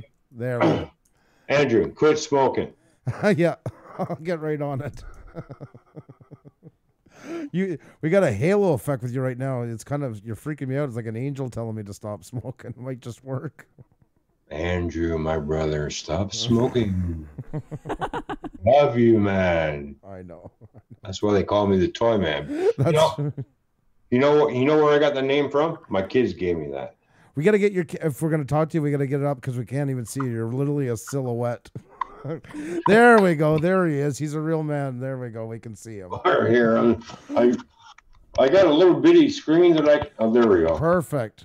I got this little tiny screen that I'm looking at. I can see you two guys, Right. but Well, we can see you perfectly. You're looking great. here we're turning my hat backwards. There you go. There, how's that? Looks great. There's no way for you Awesome. to look wrong. Now we can see your eyes too, which is great. Awesome. There, I took my glass off. See my eyes? There we go. Yeah, no, the toy man, by the way, I got that from my son and my daughter That's awesome. because when they were little, I still was into this model railroading, and I was building models, and I had where else did I have? I had remote control cars, and I had a slot car race track down all in the basement. Wow. And the kids just loved it. And they turned around, they looked at my wife, they said, "Mom, that's not Daddy, that's Toy Man." Oh, that's awesome. So many And I people were thought- asking that. Yeah, and that's where I got the name from. And then I got into CB radios. They're back in the 80s. So I thought, I'll call myself the Toy Man. That's awesome. And that's how I got the name Toy Man, because my kids actually came up with that name. That is so wow, cool. that is so sweet. Yeah, 'cause everybody That's was not asking Daddy, tonight. That's Toy Man. Everybody was asking tonight. So there, you just answered a lot of people's questions. And where did the 2448 come from? Okay, the 2448 came from because I'm a real NASCAR guy.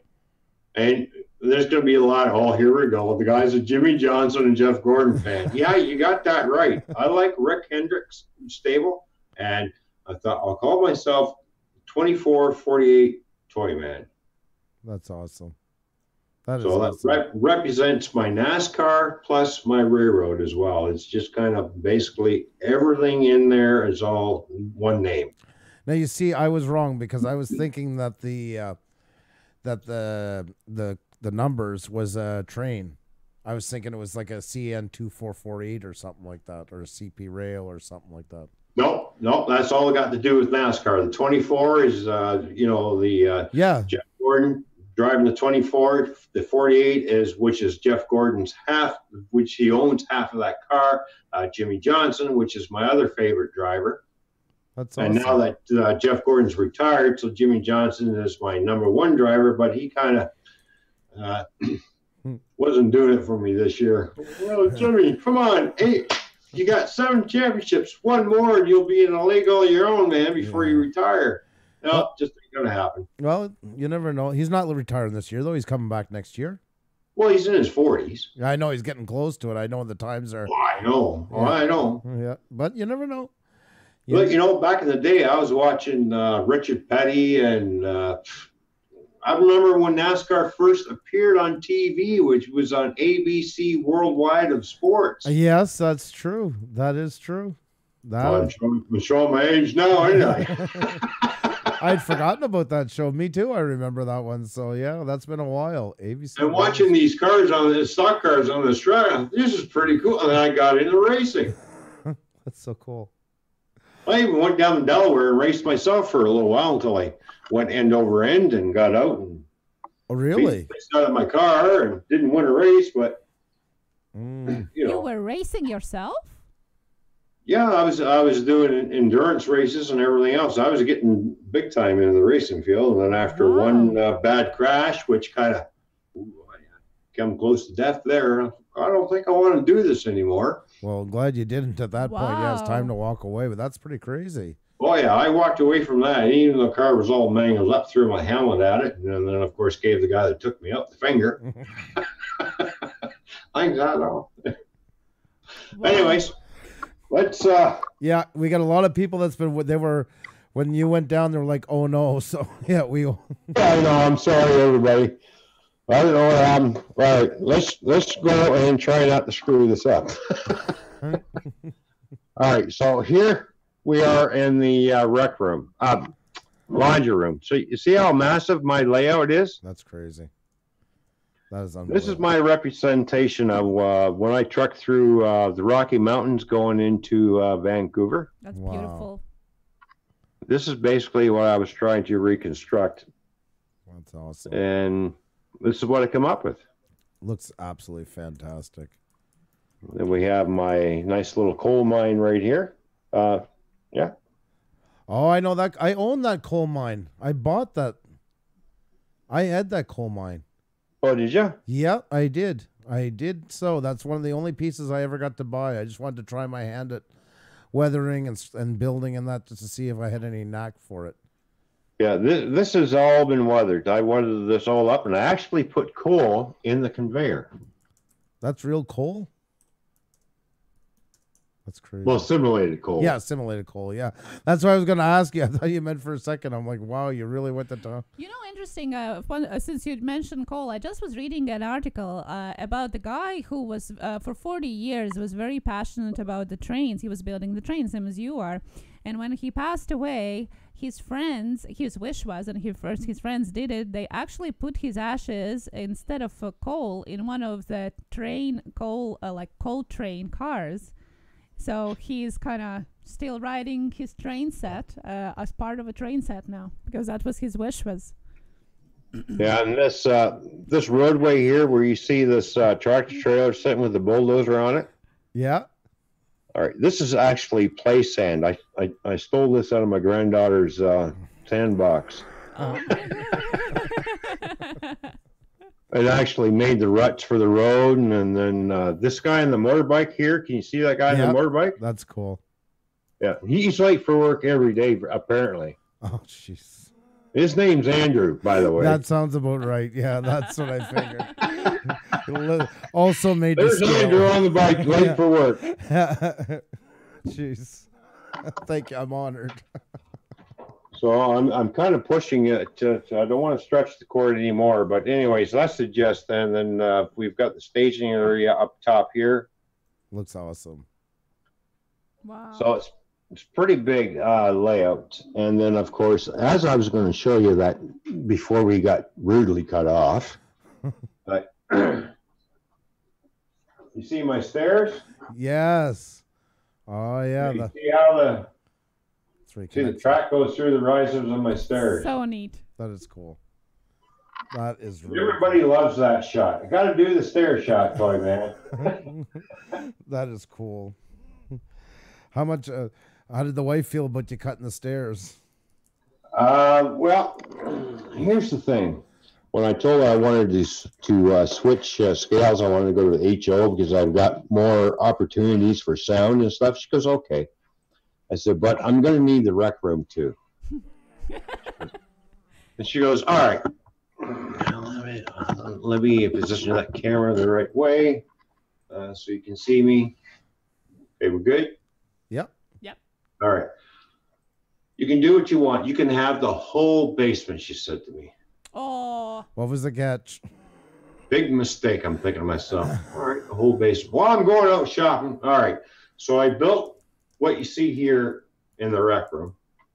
And it's just basically going to be a switching layout, and I just punched a hole through the wall at the other end just in order to get it into the other room.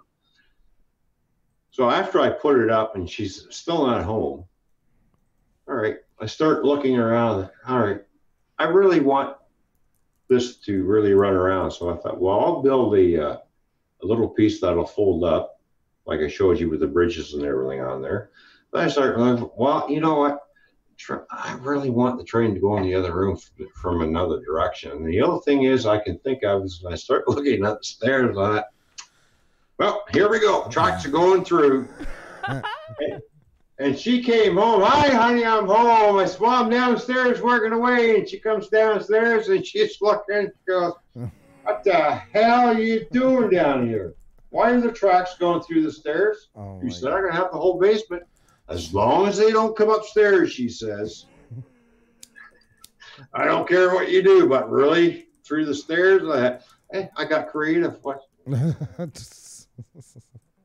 can you say? And it takes about 6.5 minutes for a train to get around the whole layout. That's unbelievable. So basically, when I have a bunch of people over to run this layout, which usually about 5 or 6 people, we got 5 or 6 trains running around. That's awesome. The grandkids must love it. Oh, the grandkids love it. My grandsons come over, hey, Papa. First they were calling me Grandpa, and I looked at them, really, that's pretty lame. That's pretty, you know what, you just call me Papa. Okay, that's a cool name. I'm thinking to myself, you know, I'm not even in my 60s yet, and I'm being Grandpa. No, I ain't happening. Papa's happening. Yeah. Okay. So there we go. Papa, can we go downstairs, run trains? Sure. Come on down. Even Emily comes down, the little firecracker. We call her the little firecracker. She comes down and runs trains with me. That's so cool. She's upstairs on the computer right now because I said, well, I'm going on. Well, how come I can't come down? Oh, you can bring her down. All right. Emily! Come on down here. People want to meet you. That's so cool. They want to see the little firecracker. Come here, please. And she runs trains too. That is so cool. And she's 8 years old. She's my granddaughter that we have custody of. That we're raising because my son, unfortunately, is ADHD, so he's not capable of looking after himself, a little one. So we took custody of the granddaughter. And here she is. Hey. Here's my little sweet joy. Hi. Hi. Say hi to everybody. How are you? Say fine. Fine. You're fine. Yeah, she's a little shy at first. What is the best part of the Papa's train set you like? Stairs. The Stairs. That's right. The stairs, yeah. She likes it when I do live stream. Actually, the last few live streams I've done, she's taken over my live streams. I can bet that. I bet. I You can know. see that. She loves it. She loves the attention. She likes being on the camera. Well, it's great to have you here. I'm so glad you could join us. So It's different when you're running the show. It's not so us sitting here asking you questions. Does Grandma like the stairs too? Is that her favorite part of the layout? no, she hates the stairs. She keeps saying, "Can you narrow that down maybe to one line?" I said, nope, sorry. That's too funny. She's cute as a button. Oh my god. Oh yeah, we have an 8-year. Well, she's gonna be 8 on Sunday. So yeah, they Yeah. get so Oh, yeah. excited. Yeah. Well, you know, and it surprises me and how many women are actually into model railroading. There's the girl by the name of Cheryl Grove.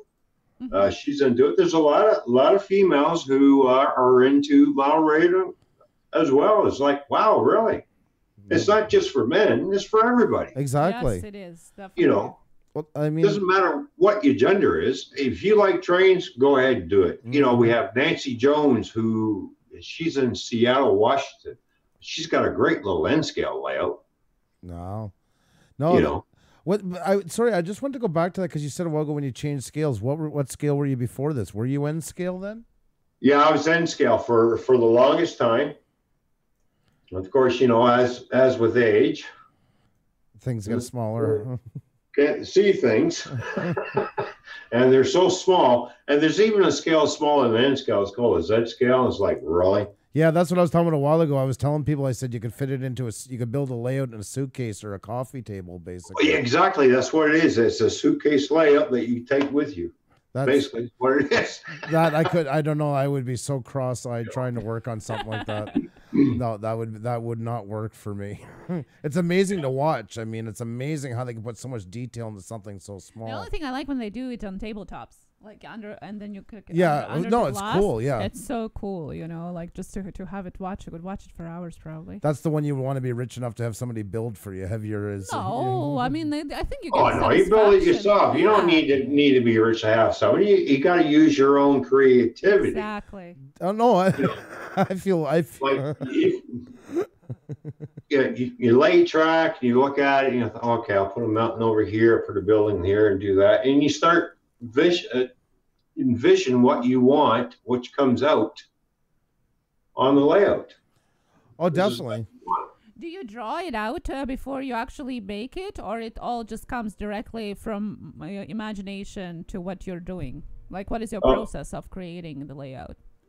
Normally, I make a track plan up, but this time around, and you thought, you know what, I'm just going to pull it up my backside. Oh, jeez. and just go with the flow and build it and how I'm going to envision it. And I built it without a track plan, basically. Oh. I was just showing everybody that Z scale coffee table, just to give them an idea how small it is. So, and I've had a lot of my subscribers, oh, you got a track plan? No, sorry. No track. Well, how did you build it? No, my backside. Basically, I just kind of pulled it out and put it up. That's awesome. And then I've added to it, by the way, because before this freight yard never used to sit here, where all these cars are. Oh, hang on, I lost you for a second. There we go. Oh yeah, wow. Hang on, down, dummy. All right, I'm trying to. Well, okay, where all these cars are sitting, that never used to. That's an add-on. Really? I added that on. That's an extension. Very nice. So I thought, well, I'll just add an extension there. And that's exactly what I do. See, when you build, especially when I build model railroads, I don't build it and that's it. You're done. There's always room for expansion. I always add on little extensions for future expansions, like. There's going to be a peninsula going into this room, by the way. So if you see where these two, see those dead end tracks there? Yep. That's my future expansion. Wow. Wow. And what are you planning for it? Any ideas yet? Yeah, I've got an idea. It's going to be basically, okay, here's where my computer desk is. Right here. So the expansion is going to be this way. Oh. So it's going to be a peninsula right down the middle in this room. Okay. Okay. So I had all this upstairs. Basically, you can see my test track sitting here. There's my ESU lock sound programmer where I program locomotives and everything. That's for a man that says he doesn't like computers. I mean, you work with a lot with electronics and that stuff. I mean, well, I have to have a computer in order to download sound files. Right. No, and that's what I mean. Like, you know, like I'm still learning. Like I've never had a, you know, baby steps, right? Well, that's right. 100%. But this was all upstairs in the kitchen. The wife says, you got to get that out of here. Yeah, I could. Got to go downstairs. All right. So basically, I'm in the middle of basically cleaning the whole basement up. And there used to be a TV down here. Now that's upstairs. I got to move the TV stand upstairs. Basically, so I do have another webcam, and that's a C at 270, I believe. I'm trying to figure out a way in how to put up at least 6 webcams that when I do a live stream, I still haven't figured this out yet. How can I do a live stream and flip from camera to camera to camera to camera when I'm doing a live running operation and follow the train around the entire layout? Right. That would be interesting. That would be interesting, and definitely, and there are easy ways of doing it. Even the OBS and all that. There's like people do that without. It doesn't have to be anything fancy, really, or complicated. You know, just the press of a button and it does it. So for sure, definitely. Well, I know a lot of guys run security cameras where they buy 8 cameras and put them around. I think, well, I don't want to use security cameras because I want to be able to. A lot of security cameras can't pick up sound, so I want cameras that pick up sound. So I want to be able to flip from one direction to the next, right? Right. I remember the Mitten Dad, actually, our guest last week. He was telling about the well, it's not a security cam, but it's kind of a sec cam for $20, which actually, remember? That actually includes sound and video, and it's actually pretty good quality, and it's just a little square like this. Literally, and it's $20 US, so I would assume in Canada maybe it's 40 or something. I will send you a link. It's definitely something to check in because it's the capabilities of it's massive. So for something like that, it's definitely to look into. Well, you know, like everything, like I'm still taking baby steps and still trying to figure out all this technological stuff, right? Well, it takes time. I'm still working on my channel to try and improve it. I know I got to work on thumbnails and everything else, but well, one step at a time, my friend. But you know what? It's a really interesting layout. There's a lot of work to it, and I mean, it looks phenomenal. It really does. Detox Proxy says mount a wireless mini camera on the caboose. Yeah, that would be interesting too to see. Actually, I have 2 mini cams that I actually do run around, and I do have a car that's all hooked up. But it only records 5 minutes of video at a time that I can download and do a camera shot. I do have some videos up on my channel of the rail car running around from track view. And that's really cool. Around the whole layout. That is such an amazing view like that. Those are so cool. Those today's special minis as a miniaturist as well asked if you doing or planning to do tutorials on how to do lighting and all the different other things. Well, I do tutorials on weathering, decoder installs, lighting upgrades, a couple of upgrades, how to build roads and stuff. How to carve everything out. Basically, when I build my roads, I fill everything in with Smooth It. So you fill the tracks in because you want your road to go over the tracks. What you see in real life, okay? And then you cut your wheel flanges out and file them out wide enough for the wheel flanges of the train in order to pass through without any problems. So that's a lot of work. It's tedious work, but it's well worth it. And then you got to do all your ballasting and then weathering the tracks up and everything. Everything all takes time. I got you on one of the mini track views. It's one of your older ones about 3 years ago. I was just doing a quick search for them. Yeah, there's one. I think I got over 700 videos. I know it's a lot to dig through. So I just did a search for mini, see if something would come up that I could grab quickly. This one, it was about, when was it made? 2015. Yeah. I think there's one that I was behind my Elco's C630Ms where the caboose was. Okay. And basically you can see as the train rounds the curve, you can see the locomotives and everything. So. Oh, this is cool. This is cool. You can see the train going right through the bridge, which is awesome. Yeah, that's cool. So I try to shoot the best videos that I can. I'm not perfect. Nobody's perfect when they start shooting videos. When I first started off my channel, I wasn't too sure about it. And but the more I shoot videos, the better I'm getting, the better camera angles that I'm getting, the more. There's only one way to do it is to do it. That's the only way. Everybody's seen this angle before. Let's do something different. Put a different shot in, and it's like, wow, we've never seen this part of the layout before like this, and it's like everybody likes that. Right. Well, of course. I mean, it's let me see. Oh, that's okay. I was just looking at another one here. And Ask Question said too that OBS and XSplit Broadcaster both are good for multiple cameras. So and I make my own trees too. I had a friend of mine who's getting out of the model railroad business, basically, that was his hobby, but he just doesn't have time for it anymore because he wants to spend a lot of time with his girlfriend. He does a lot of fishing and stuff. So he gave me a bunch of these trees here. Oh, that's cool. Okay. Now, they're just brown, don't look very good. And do I have any trees made? And of course, hang on. I'm going to show you the difference between, this is what they used to look like until I get my hands on them. So. There's so much work into it, so much artistry. All right. So here's a bunch that I've already gotten done. Oh, cool. Last questions. All right. Oh, nice. So there's one with all the foliage on it. Nice.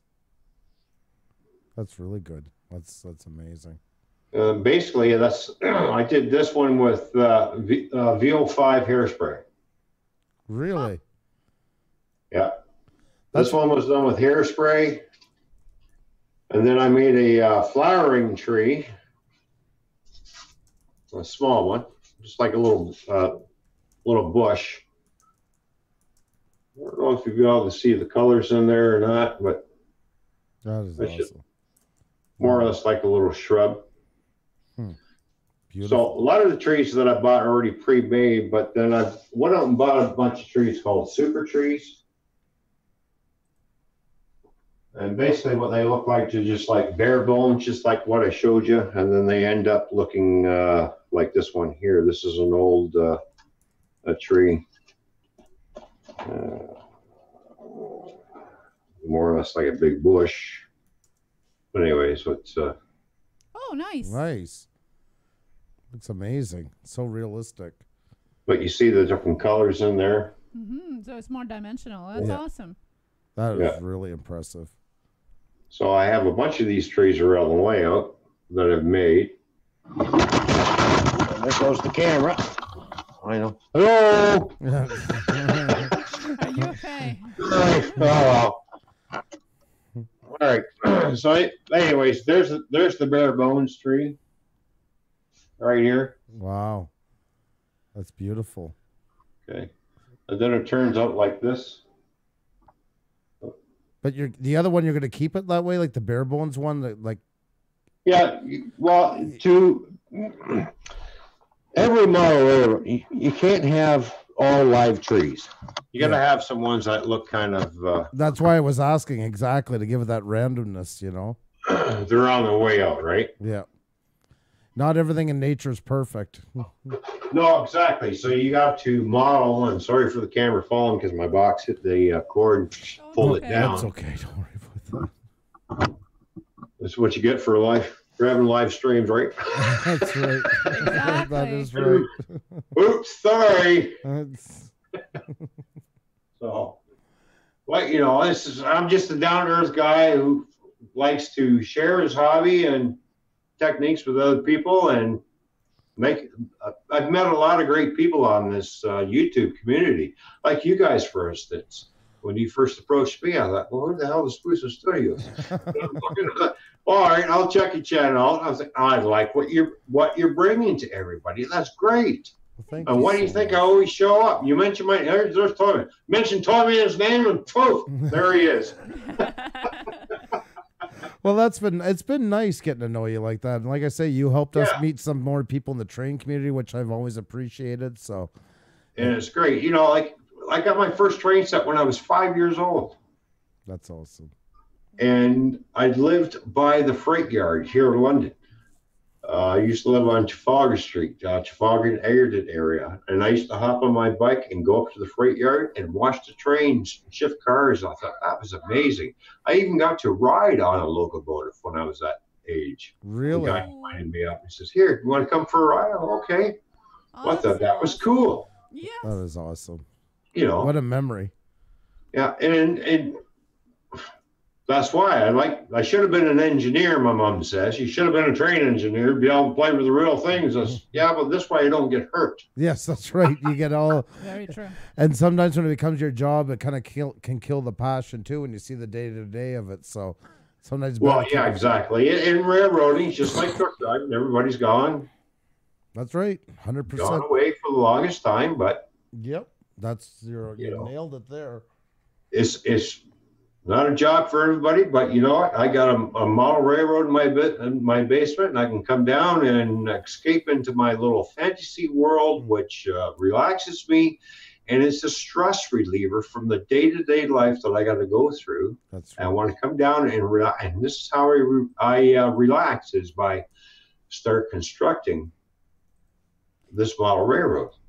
That's awesome. And start building things. And this is how I relieve my stress. Very and nice. With everybody's, we got a fast-paced, moving world, and everybody gets all stressed out. Pick up a hobby, which will help relax you because you're concentrating on something that you like to do. Find a hobby. It doesn't have to be model trains. You can be doing, puzzles. A lot of people do puzzles for a hobby. Right. Or play chess, or, other guys are like into video games. I was of course, I got video games upstairs too. I got a PS3 upstairs. I got an Xbox. I get into video games, but then until they piss you off. Yeah, exactly. And I'm going downstairs to play my trains because I'm mad at my game, but I'm not going to be mad at my trains. But anyways, you know what I'm saying. Yeah. Everybody picks up a hobby of some sort. There's model building. People build model cars. I used to build a lot of model cars. I used to build so many. I've entered model contests. It never won first place, but I've always came in, third or fourth. Oh, that's not bad. So I thought, well, not bad for, doing model building, like plastic models, like cars and trucks and stuff, And you make a good point about it. I mean, it is a stress reliever. It is an escape. It's all those things, Yeah. into it. And the other hobby, of course, I haven't been doing it for the last 5 years. I'm kind of missing it. Is, of course, I have 8 fishing rods and a big ass tackle box. I haven't gone fishing in the longest time, and I love fishing because I love river fishing. I'll actually put shorts on and shoes. I can go right into the river and just play with the fish and do the catch and release, and that relaxes me. And that's important. And fishing is one of my passions that I love to do in the summertime, but I haven't had the time to do it because I've been busy with work. I've got Emily to raise and make sure she's on the right track in life. And you know what? That makes you the biggest hero of all of that is with Emily and that. So, I thought my kids were growing up and gone. I thought, great, I got that. And I met my wife, my second wife, by the way. And I said to her, if you want kids, you better do it by the time I turn 40, because after I'm 40, I'm not having it anymore. The next thing you know, I'm 50-ish type thing. And hi, Emily. Bingo, surprise, I'm here. Okay, that's all right. But, that's how life throws things at us sometimes. We never know what's coming, and we just got to roll with it. There's always a curveball. You can't predict your future. Yep. I live from one day to the next, basically. Mm-hmm. I can't think about down the road, because if you start thinking about your future, basically, it's going to stress you out. True. I just live from day to day.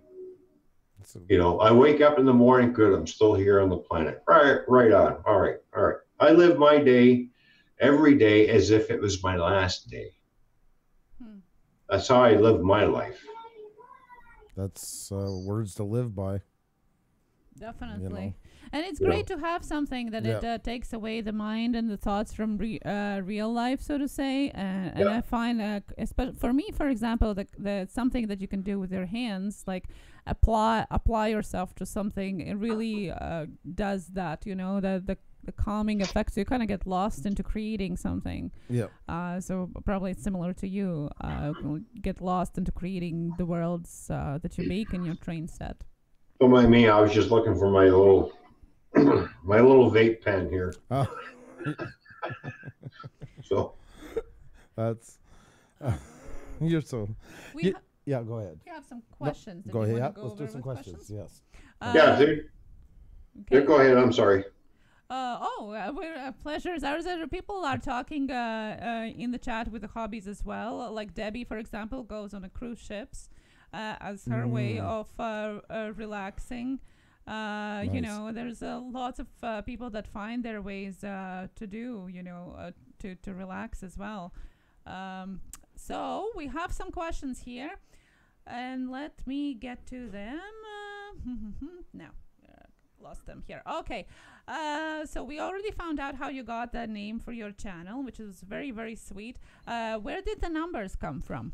We did that one already. He said from NASCAR racing. Yeah, NASCAR. I missed that Yeah, one. we got because those I from heard- NASCAR. Okay, so I missed the numbers part. Okay, that's awesome. And then the train. Do you do any steam trains, like model steam trains? You mean like passenger trains or? No, instead of diesel, the steam trains, the old era.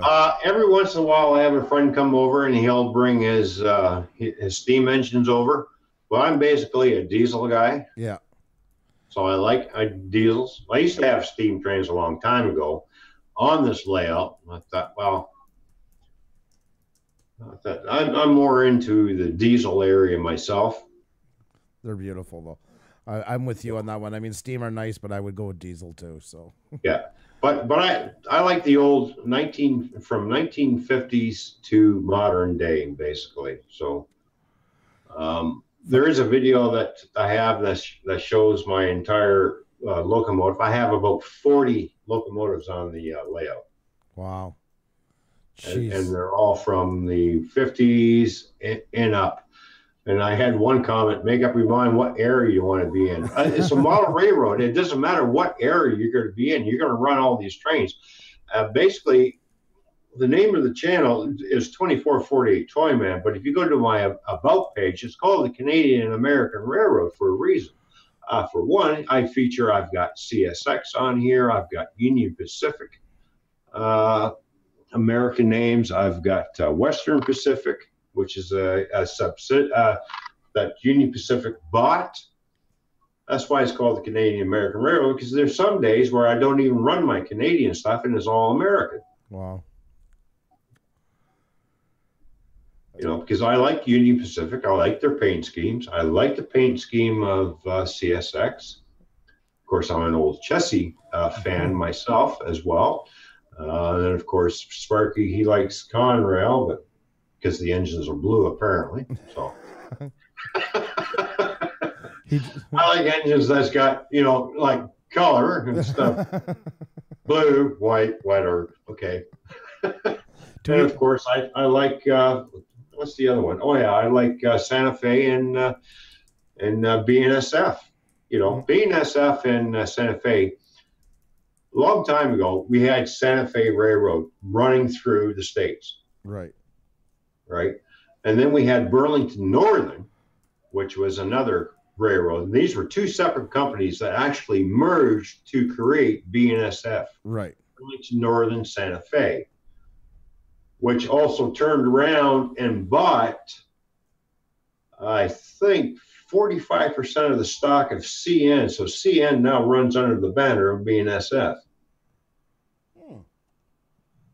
I didn't know that. Yeah, so Okay. and then CP Rail's got their stuff, and then of course you have the Sioux Line, which is a sister company to CP Rail, and Ontario Nordland is a sister company to CN, because they have basically the same paint scheme but different colors: yellow, white, and then blue instead of the black, red, and white. Okay. Well, yeah, they're all intertwined in some way, that's for sure. Yeah, every railroad is all in. I got curious in how all these rail lines are getting hooked up between Canada and the U.S. And it's just like there's subs all over the place. And then you have these small little railroads like Ontario Southland that runs from here all the way up through Goderich and everything else. They have their own little rail line, but eventually they have to venture out on the CN over to CP and then eventually get back on their own rail line. So yeah, everybody uses everybody else's rail line, but don't forget there's there's a fee to be used. Yeah, it's not out of the kindness of heart, that's for sure. Yeah. All right. You want to run your train on? Oh, what's the matter? You got a train derailment. Oh, you need to reroute your trains under our track. All right. Here's how much it's going to cost you to run so many miles. Okay. It's just like driving a big truck. Road tax. Okay. That's right. That's exactly it. You nailed it right there. Do you have other questions, hon? Yeah, we do have other questions. What is your favorite locomotive besides CN and CP? My favorite locomotive of all time is the C630M. It's a big old Elko. Okay. That's my favorite locomotive. C630M? Yep, C630M. And let's see, which one here? I'll grab one. I got it in the engine house.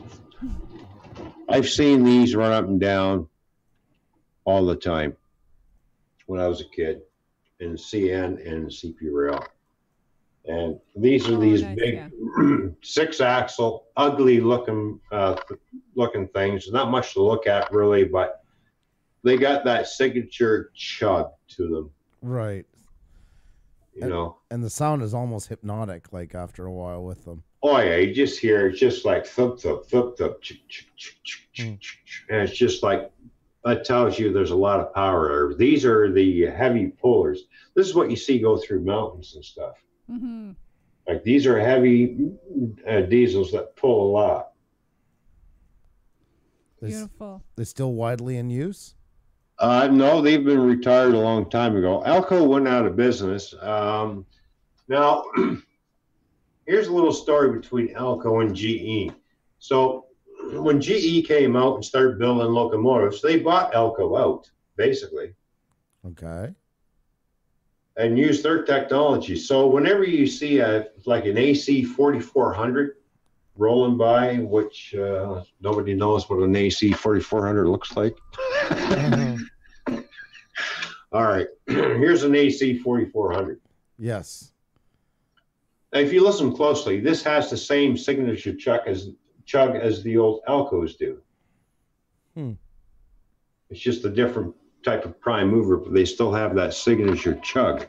We just got to say thank you to Nine's Cat Audio.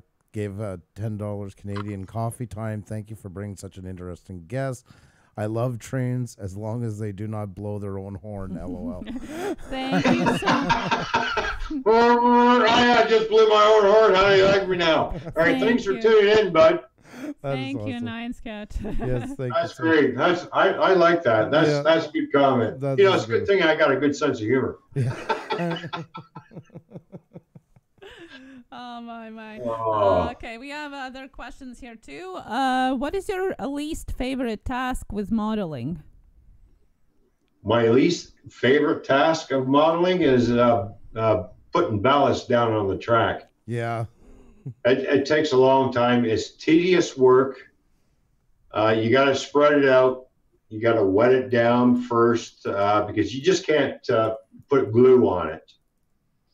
Basically, you take an eyedropper and you drop little droplets of glue after you wet it down, and you take 3 or 4 applications in order for it to actually bond. So basically, you use white glue, and you take 50% of white glue and 50% water and mix it so you have a real thin mixture. And then take some rubbing alcohol and water. So you do a 50-50 mix of rubbing alcohol and water, and you spray everything down that you got it down nicely. And then you painstakingly take your eyedropper and you go drop here, drop there, drop here, drop here. And you keep doing it. Only go out probably about maybe 3 feet at a time. Okay. Until you start seeing it looks like milk. Then let it dry, and then you do a second application. Yeah, that takes a lot of time, man. It's a real pain in the butt to do. I can imagine. It's And tedious. I love building model railroads, but I hate ballasting. But it's got to be done. Mm-hmm. That's right. Not all, like everything else in life, it's not always sunshine. There's going to be a bit of a dirty task everywhere. So yes. Okay. Next question is: do you use Digitrack simplex or duplex? whatever the question is about. Yeah. Next generation railroaders asked a technical question. Do you use Digitrax simplex or duplex? Well, the Digitrax unit that I bought is called the Empire Builder. And for me to buy the first starter set, which gives you the booster and command station, plus one throttle, is $475. Oof. To Wow. buy a booster on its own is about $200. And that's back in the day. Now they've gone up since then. Now this is an older system that I'm using, but I still haven't had any problems with it. Like I said, I use the DB150, which comes with the Empire Builder. So it allows me to run 120 locomotive addresses. That's why I bought this system. Every system is different, depending on what you want. There's the lens system, there's Digitrax, there's NCE, which I really hate. But anyways, but it depends on what you want out of the system. And I recommend to anybody who wants to get into this and get into digital command and control systems, research your systems first. And look at what everybody has to say about it, and then make your own decisions. And then you're going to have to figure out what you want out of your layout. Right. Now, for me, basically, I've got my whole basement full. So I basically built a club-size layout, so I need a club-size system. And Digitrax was one of the ones that came to mind over NCE because it has more to offer than what NCE does, because I have more options. We have a question Wow. and a super chat from Sparky. Sparky. Thank you so much. Is there a way to make model railway crossing work on a layout when a train is coming up to a crossing? Thank you so much, Sparky, Thank by the you. way. That was Yeah, it's necessary. called putting photo-eyes in or infrared. So basically, is what you do is when you put photo-eyes in, I'll grab a piece of track. That was so kind of you, Sparky. Thank you very much. All right, and I'm going to kill Sparky for this one. But anyways, you drill a hole and you have your photo eye through the track. So when the train runs over it, you have a photo eye on either end of your rail, like in your track. So once the locomotive runs over it, it sets off the crossing gates. Or you can use an infrared beam, which shoots a beam across. Once the beam's broken, Right. crossing gates go off. But if you're going to use photo eyes, you want to make sure you have a well-lit railroad, and stop dropping the damn camera.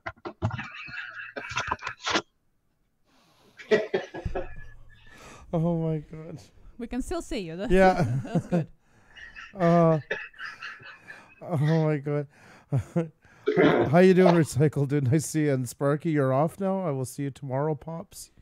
See, this is the Sparky syndrome I was talking about. The track at the yeah. See, whenever Sparky shows up, things start happening in my life.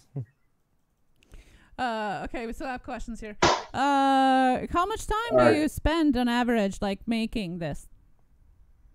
How much time? See, I've been doing this for quite a while. So I come down here after work and I spend about 3 hours per day, except for the weekends. I spend probably 15 hours down here on Saturdays and Sundays. Wow.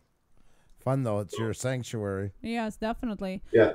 So basically, and then there, of course, there are times where I need to take a break where I won't touch it for about 6 months. It's just basically my winter hobby. But when it comes winter time, my wife says I'm a railroad widow. Oh no! Oh no! Oh Yep. yeah. Well, I think every hobby, if it is like a very passionate one, it takes time, and it often becomes like the same as YouTube, I think. But you know what? My wife comes down here and says, "Can I help you run trains?" Really? Okay, right on. Okay, here. You need to put one of these hats on. Gotta have your engineer's cap. away we go. She comes down. She goes, well, at least I know where you are. You're not in the bars. You're not. That's right. Oh, exactly. Worry about you picking up any of strange women. No. I would love to run trains like that with a There hat. you go. So, you know, she's used to it. She loves it. Yeah, She comes down here and she looks and she goes, oh, something new. She always points out something new that I do. It's like, I thought Sparky was heading out, but he said because he's heading to your place tomorrow. That's where I misunderstood. So he's. oh yeah. No, he's coming over tomorrow. He's going to help me come over, and he's going to help me out with XSplit and stuff because apparently he got it working. But of course, he's more computer savvy than I am. Apparently. Well, that's good. You pull your resources together. Well, yeah. I was wondering, because we're getting close to the end, if it's possible if we could get you to run the engine one more time for everybody. Is that possible? Well, sure. All right, let me get a couple of these off the layout. I know everybody was getting very excited a while ago. I can tell just by the way they're. Yeah. Yeah, we can do that. That's not a problem. Ask and ye shall receive. Yeah, you're too kind.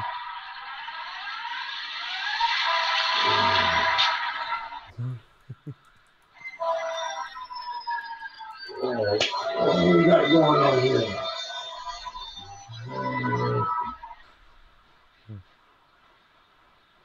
All right, so I'll run the.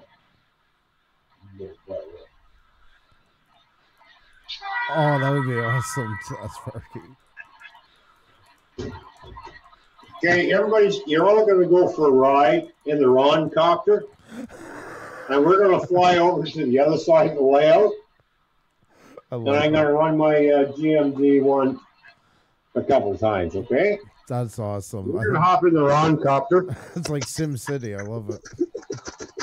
There we go. Sound effects and everything. All right. Shrink down the tripod without knocking it off. Sparky said he is just like a kid. That's me. Oh, that's why they call me the toy man. All arms and legs in the windows. That's right, Ron. That's right. Safety first. All right. Can you see that GMD one? Perfect's needed for non-copter.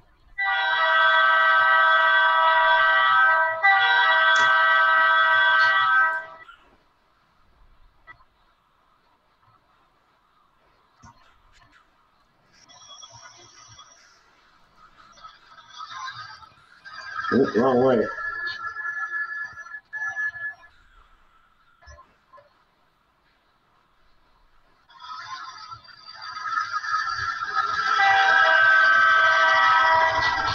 Not that fast. I'm gonna get a speeding ticket. Yeah, you were really moving out of the yard.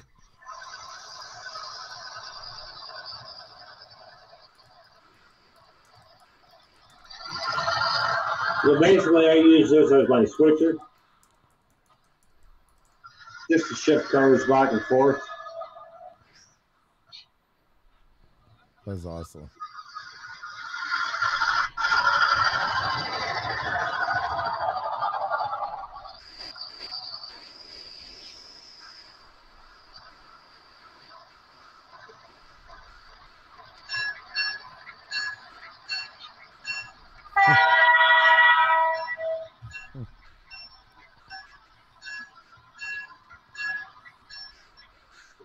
Now you can see this one here has ditch lights on it. That's so cool.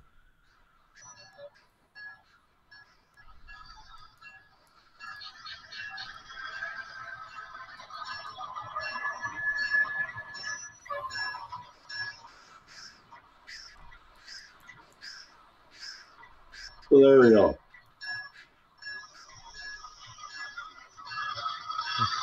And that's the Rapido locomotive there.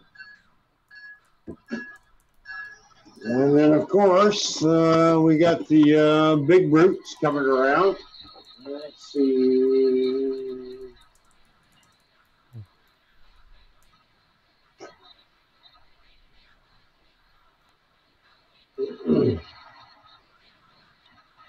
So I got a couple of GE locomotives coming. There it comes. That's really cool. What a great shot from there. And these are basically the newest version that GE puts out of the Gevos, what they're called. These are the Tier 4 Gevos done by Scale Train, which they've done a very excellent job, by the way, and has given half of them a run for their money. They have working number boards, working ditch lights.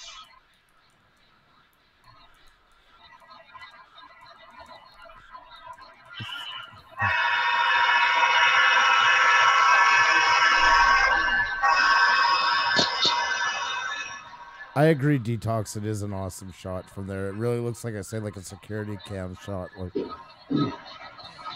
So normally, I'm going to show everybody exactly after this train's gone by. I'm going to show you where this camera normally sits. Because I moved the camera just for the show tonight. that's Basically, the camera normally sits and looks down at that's a great shot. that section of the layout. Yeah. And then to change it up, it stays in the same position. And then I can change it where it looks down. Oh, rail car hooked up. There we go. Yeah, that's nice. Where it looks down that area. And like you said, it takes about 6.5 minutes to go right around your full layout, right? Got 6.5 minutes to go around the layout. And then, of course, there's the hole in the wall that you can see. Going out to the stairs. See, that's not the stairs. That goes behind my furnace and everything. Wow. That is amazing. And then all with the signal lights there working. Like I've got working signal lights and everything. Wow, that's cool. It looks so awesome. It really does. So let's see. That one there is red. If I flip the switch, that'll go green. No shortage of detail. Yeah, basically these are block signals, but how I do my signaling is it just tells me which way the switch is thrown. So if I got a green light, that tells me I'm going into the other room. If I got a red light, that means I'm being routed into the yard. Oh, okay. So it's connected. Awesome. Yeah. So that's just how it works. So that is so cool. So much work and so much time invested into it. And then you got to figure out your time cards, how to do your pickups. Basically, you're playing around. And yes, men do play with trains and toys. Sorry, but this is what we do. Just to have fun. Well, that's what it should be in the end. I mean, it should be fun. Yeah. Like, I get a lot of razzing from guys at work. Oh, there's Ron. He likes to play with trains. Yeah, okay. What do you like to play with? Yeah, exactly. Exactly. It doesn't matter what anybody else thinks. That's the whole point of it. That's the biggest. Exactly. I really don't care. They pick on me and says, you know what? Basically, they make fun of me, and I turn around and says, and here's my exact words. I really feel sorry for you that your small pea brain can't comprehend my world around model trains. I feel sorry for you. Exactly. And I didn't realize you were handicapped. That's right. That's your issue, not mine. No, and you're right. I mean, it is their issue. It's their problem. So yeah, you know, everybody's got a hobby and a passion that they love. I don't make fun of them. No. Oh, really? Well, you like to fly planes. Well, you know how many model plane channels I subscribe to and watch? And I've actually gotten into the flying model planes, which is really expensive, and I've crashed a lot of them. And my wife says, go back to trains. This is more expensive than your trains. Yeah, I've lost a few. I've tried flying helicopters, which is a really hard thing to do. Yeah. So, but, that's why they call me a toy man. I'm out there adventuring, looking for new toys to play with. Well, we got Ron I hope I'm pronouncing your last name right. Ron Brights. Ron Brights, my buddy Ron Brights. You know, Ron Brights is over there in Australia. He's in Aussie land. Oh, welcome. I didn't know you were from Australia. Extra welcome to you. He says, wife said if I'm playing with trains, I'm staying out of trouble, just how she likes it. And yeah, exactly. And Hike with Mike says, I would rather talk with 2448toyman than some guy that just talks about watching sports all the time. Yeah. And Recycle Dude said, hey to you. He said, hi. Oh, hey, Recycle Dude, how you doing? Yeah. I like Recycle Dude's channel. I'll go over there. When he does his live streams, I pop in and say, hey, how you doing? Same with Guild Skills and Big Keg and everybody. So, you know. They're all great channels. From your channel, my friend, I've met a lot of great people out there who actually subscribe to my channel from your channel. I love that. You know, and that's great. This is how we all grow. When one channel starts to grow, we all grow. That's right. You nailed it. Now, I know a lot of people are probably not interested in model trains. You know, I've had some people, hey, I met you on Pusa Studios, blah, blah, blah, blah, blah. Okay, they subscribe. Next thing, I get some other guys going, I hate your channel. I don't know why I subscribe. Well, then, fine. Don't watch me. Yep, that's it. Move on to the next one. Yep. I don't care about you. You're not hurting my feelings if you unsubscribe. No, exactly. You can't appeal to everybody. It's the same here. Like, yeah, exactly. I would rather put my attention to the people that like what we do versus worry about a couple that don't. Yeah. But don't do this. Oh, you sub to me and I'll sub you. Don't do the sub to sub thing because that doesn't work. I've been there. You know how many people have gave me a private message before YouTube changed everything? If you sub to my channel, I'll sub to you back. I'm thinking to myself, well, if you like my channel, why didn't you subscribe? Yeah, exactly. You know, I just kind of blow those guys off. Yeah, I don't think so. Yeah, I'm going to sub to you. You're going to click back, and then I'm going to check back on your channel. Yep. And I'm not going to be there. That's right. You give it. I mean, if you're going out to it and you want to meet new channels, give them a try. I always say try to watch 2 or 3 of their videos because you might watch the first one's not, you know, they didn't have a good day. It wasn't quite what they wanted. But after 2 or 3, if it's not for you, like, you know, move on. Don't sit there and drag them down. Just say it's not for you and move on to the next thing. You know, after I watched your stream, I was going around checking out everybody else's stream. Then I stumbled on Yankee Outdoors. I thought, this guy's pretty cool. I'm going to research this guy and I'm going to check him out before I even say hi to everything. Yeah. As I sit there and watch, I thought, I like this guy. But that's what I say. Like, you know, you gotta cast a big net to get some good fish. You know, you're gonna get some duds into it, but you find what's right for you. Yeah, exactly. And just like with craft beer pours, you know, when I see your live streams, I was like, oh, you know, they're in the beer. I'm like, I like beer. That is so awesome. All right. I'll check their channel out before I pop in, before I type anything in and say, hey, how's it going? And then he always gets my name wrong. Hey, 244. The Toyman? Yeah. Okay. 244. Okay. Hey, Toyman. But you make a lot of good friends that way, and I mean, it's nice to. Yeah, you do. It's nice to get out of your, like, you have your peers in the train community, which is great, or any community, but it's always great to meet people in other stuff as well. Yeah. You know, that's what makes you a more rounded channel. It's getting to know all them. So. Well, I got my other channel, RWC Cars, and it's going to be on cars and stuff, but I haven't really. I threw up a couple of videos just to get it going. Right. Like some train videos, and I thought, well, I really don't want train videos on my RWC Cars because I really don't fit, man. But I got to change my banner and stuff. I thought, well, I'll just throw up a train banner for now, and that's another channel that I'm working on. So, well, you're well on your way, my friend. So basically, that channel is going to feature, like I've shot a few videos of me driving in my car, and I speeded up a video, make it look like I was driving real fast. Right. And added some music, and I got a lot of great comments off that. Hey, good choice of music, you know, because, by the way, I do play drums. Oh, that's interesting. So there's my Roland's drum set. Those are V drums. Nice. And there's the amp. Very nice. I'm used to playing acoustic drums, but because I bought my condo and I really don't want to get my neighbors mad at me. Yep. Well, I'll go out and buy a set of electric drums, and I can sit here and put my headphones on and pipe in some music and play along with the music type things. And that's also another one of my stress relievers, because if I had a real bad day, I won't touch my layout. I'll just come down and just beat on the drums. Yeah, it definitely.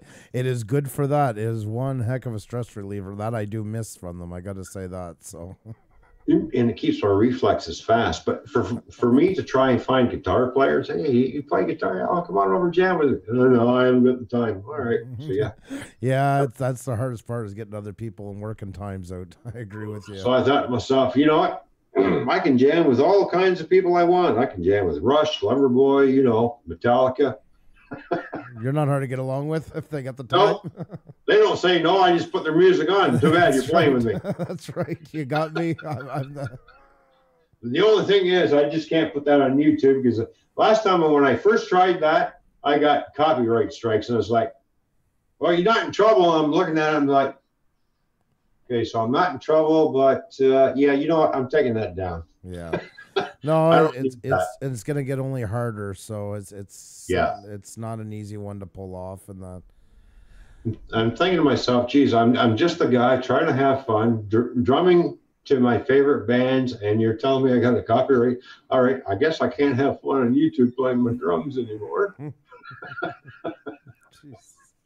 All right, so we'll cut that nonsense up before I get kicked off. I'm thinking to myself, don't need that. I worked too hard to get my channel this far in order to quit now, and I'm just going to keep right on going. Yep, that's the best answer right there. You said it all right there. It is too much invested into it. Yeah. I don't blame you one bit for all that. Listen, my friend, I got to thank you for your time tonight. This has been awesome. It's been so long since it's been way too long. I was sad we couldn't get it together this spring, but it's great that you could make it with us this time. I really do appreciate your time. So much, my love for trains. So this is a labor of love, we'll call it. I'd like to thank you for having me on, Andrew, and of course, your lovely wife, who is looking very lovely tonight. Thank you.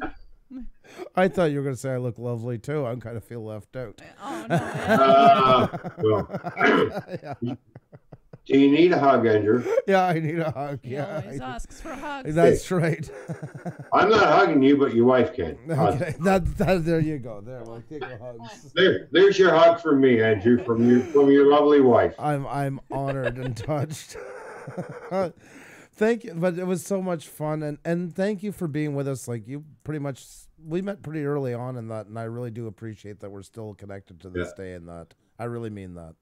And I really appreciate the invite, and it's just that sorry it took so long, but we had to get things put in place, and it's great. And I love watching your channel, and I like chatting with everybody that's in here on your channel. I say hi. I don't say a whole lot. I just basically watch and say hi to everybody that I see that I know. Like, well, hey, there's Recycle Dude. Hey, Recycle Dude, how's it going? Well, I love that. Nothing honors me more.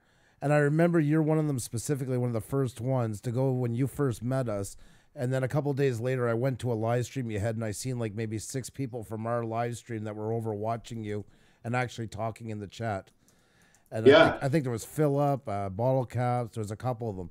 Yeah. And I thought, and that totally freaked me out. And I'm sitting there because I was live streaming from my phone at the time before I got all these cameras. Right.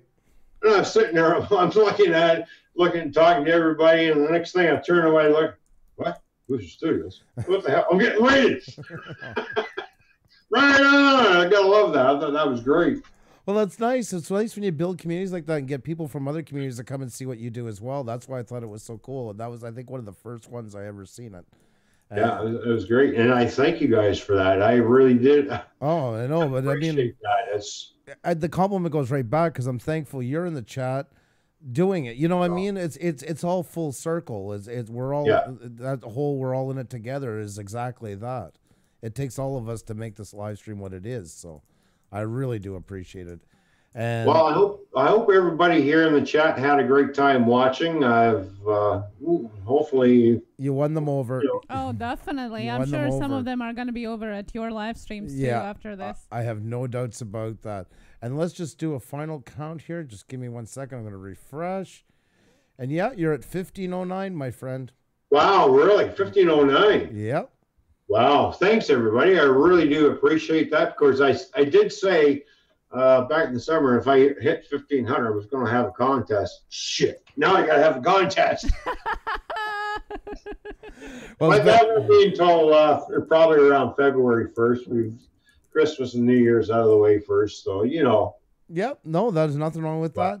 They're going to hold you to it, so don't worry. They got good memories. But I'll make you guys work for it. And what was I going to say? I was going to say one more thing. I forget. This is what happens when you get old. See what you got to look forward to, Andrew? Well, I'm already. You don't think I'm doing that already? That's I gotta love it, man. That's just another day at the office, my friend. Oh, I know. It was great being on here. Thanks very much for having me on. You say hi to everybody. Hope everybody has a great night. And of course, you don't mind if I put a plug in, do you? I insist. Please do. All right. So every Friday night at 10 o'clock, I live stream. And Saturday nights at 10 o'clock Eastern Standard Time, I live stream for my Australian friends who get to tune in. That is so cool. So And that's why I stream at that time. And you won't believe in how many people I get in from different parts of the world because I stream at 10 o'clock Eastern Standard Time. I find that if I stream at that time, I get a lot more people in. That's awesome. Basically, it's a chat night with Toyman, or we're going to be running trains, or just, sitting around and just having fun and, just shooting the breeze type thing, right? And Sparky says Toyman is going to be talking about this for a while, he said. No, I'm not Dave. Dave's going to be talking about, hey, I got a shout out from Toyman at Pusa Studios because he helped me out when I had a flood. Yeah, okay, enough. No, I did help him out. He basically, when he had a flood in his basement, basically destroyed most of his locomotives, which I managed to bring back to life. Yeah, no, it's Repair, terrible. That's awful. Which would have costed him, money. Would cost him a lot of money in order, just like, no, I'll do it for free, Dave. That's awesome. That's being Canadian. Yeah, that's right. And it's being part of your... That is being Canadian, because that's me. I will give the shirt off my back. If you're homeless and you don't have a shirt on your back, I will take my shirt off and give it to you. And I like to help people. But, over the years, I've helped out a lot of people and been, of course, got stabbed in the back too for doing it. But I still do it. Yeah. I don't care. I like to help people. I love people. I love to make friends. It's just like, that's my nature. Yeah. Basically. So Sparky says, I was not homeless, ... You're going to be when you come over here. There you go. There you go. And I got that British dry sense of humor, right? So, Yeah, that's right. That's also part of being Canadian as well. We adapt to that humor. So yeah, exactly. So thank you so much for your time tonight, Sparky, my friend. It's been an honor to have you on here. thanks for tuning in, Dave. Appreciate that, buddy. Until I see you tomorrow. You have a great night, my friend. You take care and be well, okay? All right, man. Thanks for having me on. We'll see you soon. Bye. Take care. Bye-bye. Bye now. Oh, I went and hit the wrong button. Oh, you'd think I never did this before. Don't forget to support Yes. our guest on his YouTube channel as well as Twitter. Yes, guys, he has Twitter, and he needs some supporters there as well. So if you have Twitter and if you haven't followed Toyman on Twitter, please do. I'm sure he's going to appreciate as well. Yeah. Oh, yeah. Thank you so much for tuning in today. Oh, thank you so much, River Life. I appreciate that. Thank you. We Yeah. really, truly hope that you enjoyed this. He's such a genuine man and such an amazing layout of trains as well. Yeah. That was so fun. Everybody got so excited with running trains. I It know, was, I "Oh know. my That brings out the kid in everybody. I swear it really, truly does. I see a lot of people got also into their memories of their uncle or their Yep. parent or their childhood memories of running a train or having a train around the Christmas tree, which is so amazing. And thank you for sharing that with us. That's what's warm memories nice. is amazing to have. That's what's really nice. Yes, definitely support Toyman. Sparky says, and me. Thank you, Andrew. That my was God. nice. No, that was nice. And like I say, we were supposed to do it last spring, and it never worked out. And we tried, and though finally now we finally got to do what should have been done a long time ago. So that's what was awesome. Oh, Ron, it was our pleasure. And all the way from Australia, honored to have you here. All you guys. Resorian Buck just jumped in. It's okay. Oh, never apologize for it. Life first. Yeah. We just love when you can pop in and say hi. That's Definitely. good too. You know you're Thank always you welcome. So much. We have our philosophy here is always if you can spend 2 minutes or 2 hours once a week or every night, we appreciate. There's a billion channels out there to choose. There's tons of things to do in life. Anything you can do, anytime you can share with us is greatly appreciated. Yeah. Yeah. And yeah, never apologize. If you're No. late or if you can't make it, it's life is always first. We just do appreciate when And you can. Resorian's one of those ones that was with us right from the very get-go. So That's show true. him some love, please. He helped us get this live stream off the ground, and we always want to give them a little extra shout out for everything they've done for us, because it is truly appreciated. I mean, literally, there was like 4 or 5 people. Yeah. You know, like that's not exaggerating. Yeah, That's, and then they were starting to rotate from 4 to 8, and we had a good month and a half probably. We had around that, Yeah. and it was amazing. And we're not saying that it was bad because it was No. few people. We are saying that it was amazing because it was feeling like going home every Yes. evening, home from home or whatever you want to call that's it. But the it was best way of saying amazing. it. Yeah, it was amazing place, amazing atmosphere, and I think having that at the very beginning set the tone for the rest of our live streams as we kept Yeah. growing with your help, guys. And we tried to maintain that feeling Yeah. throughout our live streams, no matter how many or a few people are in the chat. We truly hope that you get that positive vibe and just chill out and hang around and just relax together in our streams. We truly hope you do. How did I shut that off a while ago? Sorry, I just realized I left one of the windows shut off. I think we have a little leftover complications from yesterday. Yeah. If Oh you- my God, it was awful. If you joined us yesterday in U edition, that was going crazy Mm. yesterday. Welcome back. Welcome back. Who's your back, OD? Great to see you. How are you, my friend? Yes, good times, Resorian Yes. says. Yes, definitely. Who's your back, OD as well? Past guest, Resorian, past guest. Teamwork makes the dream work. Yeah. Yeah, it does. And I think I really do think that working together as a couple is Yeah. definitely is easier in ways than doing Oh, yeah. it alone. Plus, you Yeah. know, you don't get somebody nagging, why are you spending all your time on YouTube? Yeah, Because that's right. we both are spending all of our time on YouTube. Most You know, definitely. it definitely helps. But I think it helps a lot to have the audience, guys, the way you are in the chat. You know, Yeah. we can be, as sweet or soft as we want to be here. But if we don't get that in the chat, then it's just 100%. not going to bounce off of each other. And it is much or even more important to have that vibe in the chat. I really feel it's happening most of all in the chat. Thank you. Who's your back, OD? And I probably messed it again just because I'm thinking about it. Thank you so much. And Vanix, thank you so much for dropping by and giving a like. That is really appreciated. Thank you. You guys are awesome.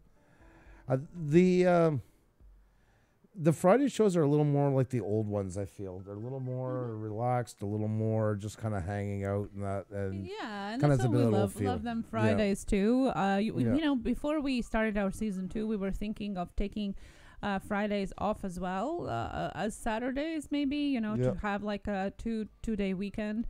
But then we decided, you know what, it is a great night just to chill out and just to have it's not really for like making a YouTube video. It's mostly is for just chilling out, as we said at the beginning, and put our feet up and hanging out with the people and the guests, you know, and I think we get that feel every time we have a Friday guest for sure. Oh, who's your buy? I've been editing for an hour and now on a video, not even close to being done. Ugh, probably be up tomorrow evening. I'm looking forward to it. That, yeah. Most definitely, Little Magic D, hello. Good to see you.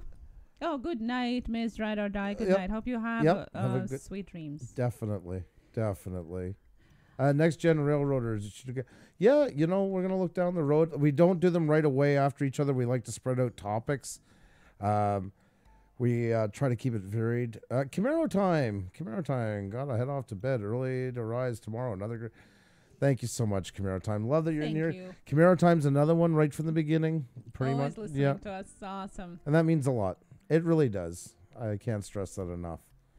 Thank you. And guys, we on Monday we're gonna be back on Sunday. Sunday is our birthday, by the way, too. Yep. So we might be a little bit late. So if we are, don't get too worried. We're gonna be on. But on Monday we're gonna have amazing guest Frozen Fury, who is amazing talented musician, amazing guitar player. We really hope that he's gonna play some tunes for us because his talent is mind blowing. This is gonna be fun. I'm really looking forward to it. Can I set you up for something? No. Okay. No. I think everybody knew anyway. Okay. Oh, Blair's sitting here watching with me. Hey, Blair. How are you? Blair. Awesome. Nice to see you. Oh, I love that it becomes a family. Hope you're having a fun night. Yeah. Thank you so much, Jay. I appreciate that. That's so awesome. Who is... so somebody I want to go back for a second. Next Gen Railroaders, thanks for the shout out push. No problem. If you guys can shout us out to other train channels, that would really be awesome. The more the merrier.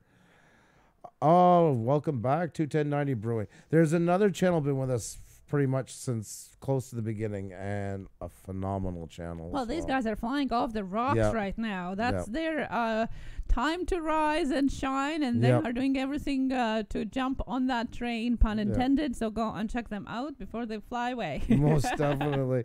And Who's Your Buck says Blair, a huge smile from her. So cute. Awesome. Thank you so much. Atlantis Paranormal, always great having you in here. Recycle Dude, always great to see you. CSX Trade Master, that should be me, LOL. From shutting out, okay, if that was it, I'm not sure, then CSX Train Master. There you go. River Life, oh, nice. You guys connect. I love when you guys are connecting, getting to know each other like that. That's so cool. That is so cool. That's what it's all about. That's what this whole thing was started onto. Was kind of a way to bridge all the different groups and interests and niche groups here on YouTube and give a place that everyone could meet. Oh, Jake Deal, good to see you. Welcome. Hello, good to see you. There, we got to give you a wrench. Can't have you walking around without one of them. Always important. Always important. Numbers are still going weird. Oh my God, that's so annoying. You see, it was just 2 and 1, 2 and 1. I swear to God. The fate does not want us to hit 4,400, so that's why any size of channel, believe me, you'll go through the exact same things. It happens all the time. I can't stress that enough. Well, right back at you, 1090 Brewing. Right back at you. I mean, you guys are phenomenal. Really great channels in here, guys. Really nice. One day we are coming to Montreal, I swear. Blue Wrench collaboration for sure. Anytime, my friend. Anytime. We're always looking forward to see YouTubers in real life. Anytime. Doors are always open for you guys. Steve, oh my God, Steve Miller photo. What's going on? Nice to see you. You guys. It's been a while. How are you? Great to have you here. Oh, your upload was on trains. Awesome. We'll check that out. Yes, most definitely. Most definitely. I'm just saving it up here right now so I don't forget. Oh, I'm looking forward to that. Railroad Museum of Pennsylvania. Very cool. Oh, that will definitely be a watch. Looking forward to it. You guys are awesome. Summertime, of course. Yeah, exactly. I'm a wuss. It's actually very mild, kind of, well, for this time of year, excuse me, it's very mild here right now, but. Oh, Gary, yeah, we're just finished off with our guests. We had Toyman on tonight, 2448toyman, showing these trains and all that stuff, and yeah, gave us some runs on his layout, and you can definitely watch the replay later on if you want. He just gave us a tour of it all and that, and explained a lot, and you know, lots of cool stuff, and lots of cool guests coming next week as well. I got a new train video up for the second to the last one I recently uploaded. Well, that's awesome. Great stuff, CSX Train Bastard. Well, with that said, what do you think, hon? You got somebody in mind? Yeah. I have somebody in mind, and we can check out. I don't know which one. Oh, that's good.